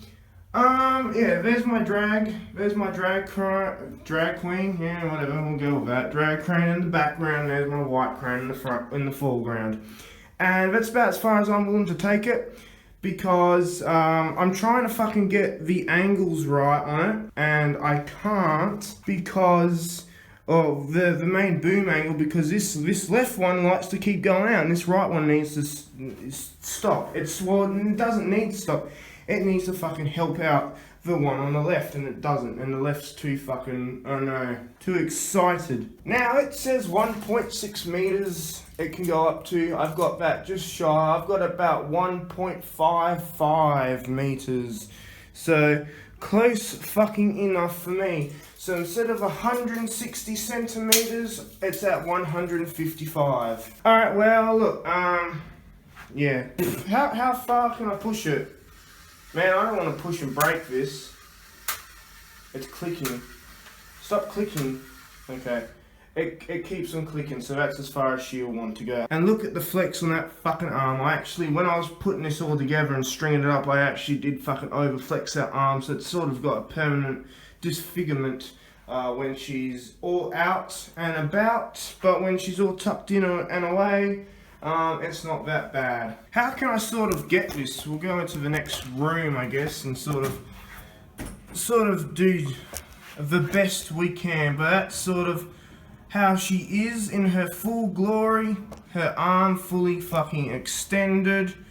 And don't worry, for the thumbnail, I'll take a better picture than this. This is just so I can show you the functions and sort of the amount of length that she'll give you. So yeah, that's it in full glory. Now packing it away, we need to do the same. We need to sort of hold it to put it away.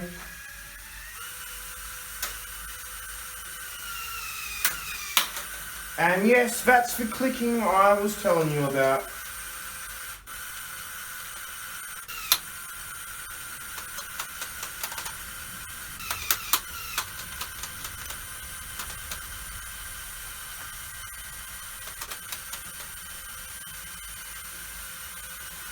And it can ride the rest of the fucking way in. Well, I thought it could, fuck's sake. Oh, I don't know, man, I don't know why it gets a little bit fucking clicky from here and there. There we go. Just need a little bit of a hand. So again, yours might need a hand. And then, well, or yours might not need a hand at all. I don't fucking know. See, it's very dependent on the person that fucking has the set. It's very individualized, I feel. Alright, now we will tuck her away. Alright, so again, orange and yellow buttons. We'll do the yellow buttons first. Oh, you guys can barely fucking see that. Let's put you down. Hang on. That's the problems with big sets, because there's so much going on in such a big area. And again, she might just need a little bit of help. Alright, just like that. And then orange buttons, putting these down. And down you go.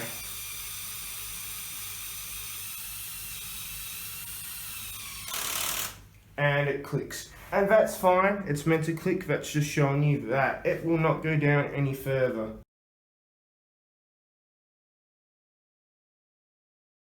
Alright guys, unfortunately I had to cut the cable and redo it, restring it, so this is actually what your cable should look like, providing that you've got it correct. I don't know how long mine will stay like this until it becomes a tangled fucking mess of refutable rage again.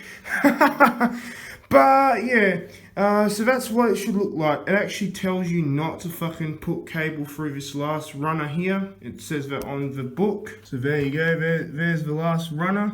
Completely cable free, but yeah, it does give this hook a little bit of a twist because look, I tried to untangle it, but unfortunately, look, if I'm gonna do a lift test, I need to fucking have it be able to be raised and lowered by itself rather than me aiding it. For the last function, I didn't really show you guys this, but we are going to swing the superstructure the other fucking way. And it's a bit weighty, so I'm going to help it. And this is going to get in the way.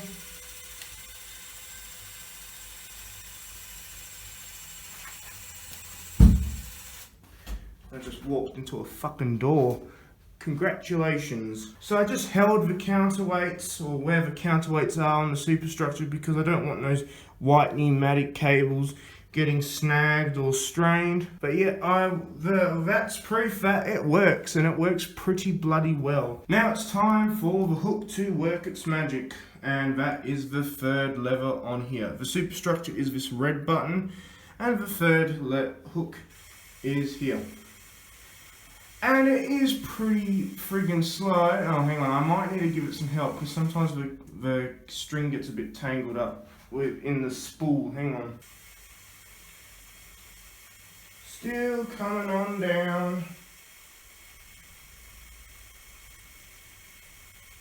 It is pretty friggin' slow, but you know, that's to be expected. You are pulling a quad drag line down to the ground. Alright, the first thing we're going to lift up is this tissue box. Just like last time, I made the red crane drag this up, and I'm making this crane drag this up, and I think we're already fucking tangled. Alright, pull her up. Probably you should do it this way.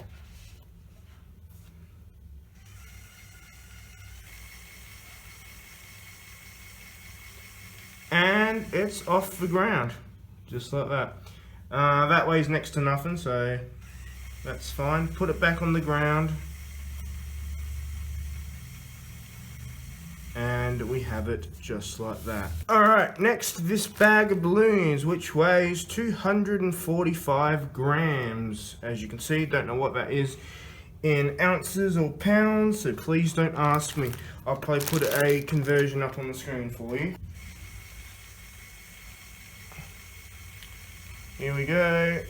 Alright, that's all the crane now. Can you lift 245 grams, Mr. Crane? Or Mrs. Crane, whatever you are. It's certainly doing it. It's picking the bag up off the ground. Here we go, look at that. Oh, and look at that. Almost off the ground. There we go. Fully off the ground. You can see it swinging. Wow, and it's about an inch off the ground. I don't want to raise it too high off the ground because I have to keep putting the line up and down. Next, we're going to see if it can lift a battery. Now, last time, well, with the red crane, it didn't lift this battery. Well, I didn't chuck this battery on in particular. This was actually the battery I put on, and that is 659 grams, okay, because this one's 900 grams. If it can lift this one up, then I'll put this one on. Alright, let's raise her up. 600 grams. Oh man, it's doing it. It's doing it. Holy bollocks. Okay. Holy shit, like an inch or two off the ground there. It's doing it. Wow. That surprised the shit out of me. It surprised me more that my fucking rig held together. Okay, wow. So it lifts up 600 grams. Alright, there she is. 901 grams rigged up, pretty much 2 pounds. Alright, let's drag her up. Again, I don't want to break this if I see any shit. Oh my fucking god. It's lifting it. Ha ha ha! Holy fucking balls. That's about an inch off the ground, ladies and gentlemen. Wow. And yeah, she'll keep taking it up. 900 grams. Don't know what that is in pounds. I think 2 pounds. I know that 1 kilo is 2.2 pounds, so it's close. Wow. Holy shit. Alright, let's put it back down again. Well, after that fucking revelation, when it picked up 900 grams, we are now going to lift up a beat up can of paint, or tin of paint. That weighs 1.3 kilos. That's about, I don't know, what's 2.7 pounds, 3 pounds, something like that. Alright, 1.3 kilos, ready to fucking launch. Wrong way. Oh crap. Is it gonna do it? Oh no, is that the wrong one? Oh no.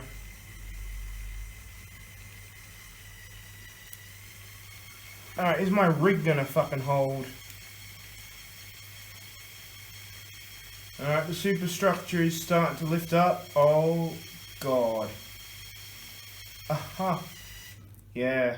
It lifts it off. Wow. I'm holding, my finger is up here, sorry. The phone's very small, it's hard to fucking see.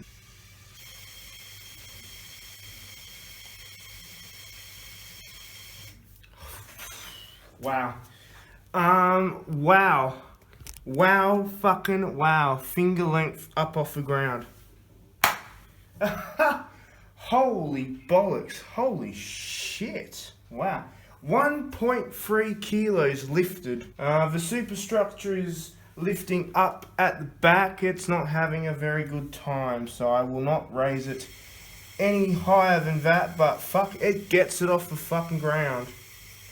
And unfortunately my cables are starting to tangle up again, but oh well, it is what it is, unfortunately. Alright, ladies and gentlemen, I present to you another beat up can of paint. This one weighing 1.5 kilos. 1575, that's about, don't know how many pounds. I'll put that up on screen. I think I should just hook it like that over one of its teeth. Alright, 1.5. Alright, let's hook it up. Oh god. I don't want to break this as well. I should just keep that in mind. Oh my fucking god. Yeah, I don't think it will lift it.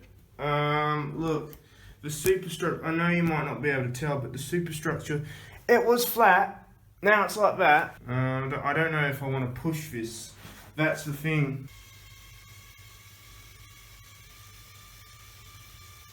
Oh, it's fucking, nah, okay.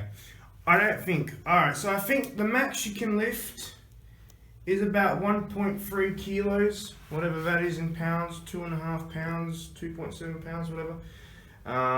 Yeah, I'm not going to stress it out. That's the thing. That's my main thing. I don't want to break this. I'm not going to stress it out, and it's already fucking pretty stressed out. So I will return it to its better position. Unfortunately, look, the thing is, I'm trying to unleash the line. I'm trying to make the line come out, but it's getting tangled on this spool, and it's not tracking on this wheel very properly.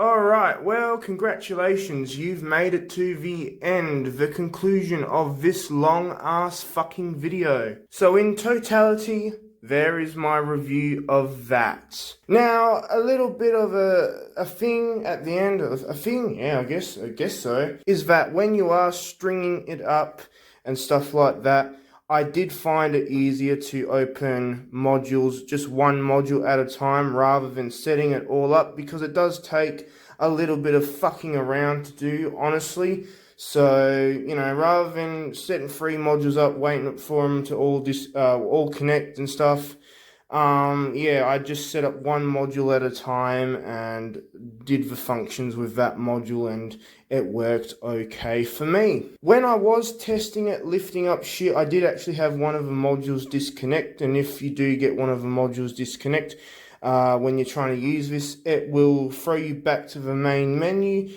and you have to try and connect them again. So I pretty much, in that last final thing, when I was packing this away to its resting position like this, I was just opening up, God, I can't talk, one module at a time. So yes, the total lift capacity on this is about 1.3 kilos. What's that in pounds? Put that bitch up on the screen. I know I've said that multiple times, and I hope you did enjoy this video. I hope it gave you some insight. Look, I know I might have been a bit shitty towards certain sections of this build, and I know the start of this outro was very segmented and stuff. Listen, I'm tired, so unfortunately I stutter a bit when I'm tired, and I don't like that sort of unprofessionalism about my videos. Even now, right at the front, the hook piece there, the strings all sort of tangled up a bit. It's very hard to set up a quad drag line and keep it in line with each other, especially when you're dealing with string and not fishing line, or like the real thing, cable, actual fucking steel braided cable. So we're at that point in the video where I do ask you to like and subscribe. If you did like this video in particular, please like this video.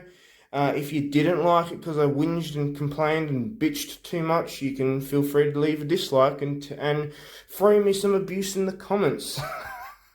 Oh god. And if you do like these videos in particular, please consider subscribing, because I do want to put more Mould King stuff onto the channel. There is a smaller version of this. I think it's the 17075, which is about half its step count, 800 odd steps. I was looking at it about a week ago, and I might build that next. And hopefully, if I do another Mould King set, which I probably will, hopefully it won't take me 2 years to get the next part out, or the next installment out. So yes, thank you for watching. Thank you for coming on a journey with me as I built this, and thank you for coming and watching the whole journey. You know, the good, the bad, and the tribulations to put this together.